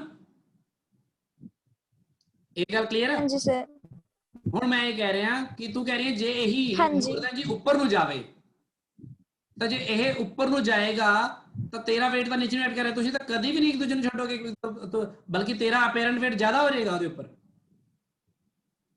ਤੂੰ ਇੱਕ ਕੰਮ ਕਰੀ, ਅੱਛਾ ਅੱਜ ਹੀ ਕਰੀ, ਹੁਣੀ ਮੇਰਾ ਲੈਕਚਰ ਜਿਵੇਂ ਖਤਮ ਕਰ ਰਿਹਾ ਮੈਂ, ਨਾਲ ਹੀ ਅੱਜ ਤੂੰ ਇੱਕ ਕੰਮ ਕਰਨਾ, ਸਾਰਿਆਂ ਨੇ ਕਰਨਾ, ਮੈਨੂੰ ਦੇਖ ਪਾ ਰਹੇ ਹੋ ਤੁਸੀਂ? ਮੈਂ ਆਪਣੇ ਆਪ ਨੂੰ ਕਿਉਂ ਦੇਖ ਪਾ ਰਿਹਾ? ਮੈਨੇਜਰ ਆ ਰਿਹਾ ਸਾਰਿਆਂ ਨੂੰ? Yes sir. ਹਾਂਜੀ ਸਰ। ਤੁਸੀਂ ਨਾ ਇੱਟ ਲੈਣੀ ਹੈ, ਇੱਕ ਇੱਟ ਨੂੰ ਹੱਥ 'ਚ ਰੱਖਿਓ ਐ, ਠੀਕ ਹੈ, ਇੱਟ ਨੂੰ ਹੱਥ 'ਚ ਰੱਖ ਲਿਓ ਤੇ ਬਹੁਤ ਤੇਜ਼ੀ ਨਾਲ ਹੱਥ ਨੂੰ ਨੀਚੇ ਲੈ ਕੇ ਜਾਇਓ, ਤੇ ਫਿਰ ਦੇਖਿਓ ਇੱਟ ਤੁਹਾਨੂੰ ਹਲਕੀ ਲੱਗ ਰਹੀ ਹੈ ਕਿ ਭਾਰੀ ਲੱਗ ਰਹੀ ਹੈ, ਫਿਰ ਹੱਥ 'ਚ ਇੱਟ ਨੂੰ ਰੱਖ ਕੇ ਹੱਥ ਨੂੰ ਉੱਪਰ ਲੈ ਕੇ ਆਇਓ ਬੜੀ ਤੇਜ਼ੀ ਨਾਲ, ਤੇ ਹਿਮਾਨੀ ਤੂੰ ਕੋਸ਼ਿਸ਼ ਕਰੀ 9.8 ਤੋਂ ਜ਼ਿਆਦਾ ਮਤਲਬ ਤੇਜ਼ੀ ਨਾਲ ਹੱਥ ਨੂੰ ਉੱਪਰ ਲੈ ਕੇ ਆਈ, ਫਿਰ ਤੂੰ ਮੈਨੂੰ ਦੱਸੀ ਕਿ ਤੇਰੀ ਇੱਟ ਹੱਥ 'ਚ ਨਿਕਲ ਕੇ ਉੱਪਰ ਚਲੀ ਗਈ ਜਾਂ ਫਿਰ ਇੱਟ ਤੇਰੇ ਹੱਥ ਤੇ ਜ਼ਿਆਦਾ weight ਤੈਨੂੰ ਮਹਿਸੂਸ ਕਰਾ ਰਹੀ ਹੈ।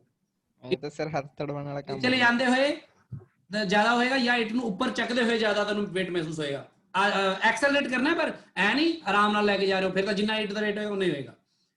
ਐਕਸਲਰੇਟ ਕਰਨਾ ਉੱਪਰ ਨੂੰ, ਐਕਸਲਰੇਟ ਜਾਂ ਨੀਚੇ ਨੂੰ ਜਾਂ ਉੱਪਰ ਨੂੰ, ਠੀਕ ਹੈ ਗੱਲ? ਹਾਂਜੀ ਸਰ। ਸਰ ਤੇ ਸਮਝਾਇਆ ਨਹੀਂ ਚਾਹੀਦੀ ਗੱਲ।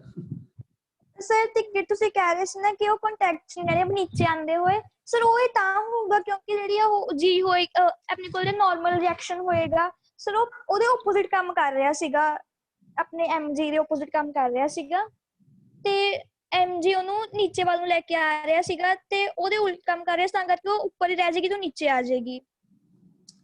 ਗੱਲ ਇਹੀ ਹੈ ਨਾ ਕਿ ਦੇਖੋ ਹੁਣ ਜਿਵੇਂ ਆ ਪਲੇਟਫਾਰਮ ਆ, ਤੇਰਾ ਪਲੇਟਫਾਰਮ ਨੀਚੇ ਆ ਰਿਹਾ, mg ਵੀ ਨੀਚੇ ਐਕਟ ਕਰ ਰਿਹਾ, ਤੇਰਾ mg ਨੀਚੇ ਐਕਟ ਕਰ ਰਿਹਾ, ਹਾਂਜੀ ਤੇਰੇ ਤੋਂ ਜ਼ਿਆਦਾ ਐਕਸਲਰੇਟ ਕਰ ਰਿਹਾ ਹੋ। ਜਿਵੇਂ ਤੂੰ ਐ ਸਿੰਪਲ ਜੀ ਗੱਲ ਚੱਲ, ਆ ਦੇਖ ਆ ਪਲੇਟਫਾਰਮ ਮੰਨ ਲਾ ਇਹ 15 ਮੀਟਰ ਪਰ ਸੈਕਿੰਡ ਸਕੁਅਰ ਤੇ ਨੀਚੇ ਆ ਰਿਹਾ, ਠੀਕ ਹੈ? ਹਾਂਜੀ ਸਰ। ਤੇ ਤੂੰ ਬਾਹਰੋਂ ਜੇ ਇਸ ਤਰ੍ਹਾਂ ਹੋਵੇ ਤਾਂ ਤੈਨੂੰ ਮੈਂ ਵੈਸੇ ਫ੍ਰੀ ਰਿਫਾਲ ਲਈ ਛੱਡ ਦਵਾਂ, ਤਾਂ ਤੂੰ ਕਿਵੇਂ ਆਏਂਗੀ ਨੀਚੇ 9.8 ਮੀਟਰ ਪਰ ਸੈਕਿੰਡ ਸਕੁਅਰ ਤੇ? ਹਾਂਜੀ। ਤੇ ਦੋਨਾਂ ਨੂੰ ਜੇ ਇੱਕ ਟਾਈਮ ਤੇ ਛੱਡਿਆ ਜਾਵੇ, 1 ਸੈਕਿੰਡ ਬਾਅਦ ਇਹਦੀ ਵੈਲੋਸਿਟੀ ਕਿੰਨੀ ਹੋ ਚੁੱਕੀ ਹੋਏਗੀ? 15 ਮੀਟਰ ਪਰ ਸੈਕਿੰਡ, ਹਨਾ? ਹਾਂਜੀ ਹਾਂਜੀ। ਅਸੀਂ ਤੇਜ਼ ਹੋ ਚੁੱਕੀ ਹੋਏਗੀ 15 ਮੀਟਰ ਪਰ ਸੈਕਿੰਡ, ਤੇਰੀ ਵੈਲੋਸਿਟੀ ਕਿੰਨੀ ਹੋਏਗੀ ਹਲੇ? 9.8 ਹੀ ਹੋਏਗੀ, ਤਾਂ ਜ਼ਿਆਦਾ ਤੇਜ਼ ਨਿਕਲੇਗਾ ਕਿ ਨਹੀਂ ਹੋਗੇ? ਹਾਂਜੀ। ਤਾਂ ਤੂੰ ਤਾਂ ਉੱਪਰ ਹਵਾ 'ਚ ਹੀ ਰਹਿਣਾ, ਉਹਨੇ ਨੀਚੋਂ ਨਿਕਲ ਜਾਣਾ ਪਲੇਟਫਾਰਮ ਨੇ। ਹਾਂ ਠੀਕ ਹੈ ਸਰ, ਠੀਕ ਹੈ ਠੀਕ ਹੈ। ਠੀਕ ਹੈ ਨਾ? ਹਾਂਜੀ ਹਾਂਜੀ। ਸੋ ਬੇਸਿਕਲੀ ਇਸ ਨੂੰ ਇਸ ਤਰ੍ਹਾਂ ਆਪਾਂ ਸਮਝਦੇ ਬਾ ਕੋਈ ਗੱਲ ਨਹੀਂ ਜੀ ਕੋਈ ਹੋਰ ਵੀ ਕੋਈ ਉਨੀ ਕੀ ਹੋਈ ਆਪਣੀ ਗੱਲ ਹੋਈ ਕਨੈਕਟਡ ਮੋਸ਼ਨਸ ਤੇ ਮੈਂ ਕੱਲ ਬਹੁਤ ਵਧੀਆ ਤਰ੍ਹਾਂ ਹੋਰ ਡਿਟੇਲ ਚ ਗੱਲ ਕਰੂੰਗਾ ਤੇ ਤੁਹਾਨੂੰ ਮੈਂ ਫ੍ਰਿਕਸ਼ਨ ਦਾ ਜਿਹੜਾ ਆਈਡੀਆ ਹੈ ਉਹ ਵੀ ਕੱਲ ਮੈਂ ਸਮਝਾਉਂਗਾ। ਬਹੁਤ ਚੰਗੀ ਤਰ੍ਹਾਂ ਪੜ੍ਹ ਕੇ ਕਰਿਓ, ਕਿਤਾਬਾਂ ਪੜ੍ਹਨੀਆਂ ਸ਼ੁਰੂ ਕਰ ਦਿਓ। ਜਿਹੜੇ ਮੈਂ 15 ਪੇजेस ਦੀ PDF ਦਿੱਤੀ ਹੈ ਉਹ ਅੱਜ ਹੀ ਪੜ੍ਹ ਲਓ ਸਾਰੇ ਜਣੇ ਤੇ ਲਿਖ ਕੇ ਰੱਖ ਲਿਓ। ਮੈਂ ਆ PDF ਭੇਜਣਾ ਜੋ ਮੈਂ ਅੱਜ ਲਿਖਿਆ ਵਾ ਸਾਰਾ ਕੁਝ, ਠੀਕ ਹੈ। ਲਾ ਲਓ ਹੁਣ ਆਪਣਾ physical education the lecture. Thank you. Thank you, sir. Thank you.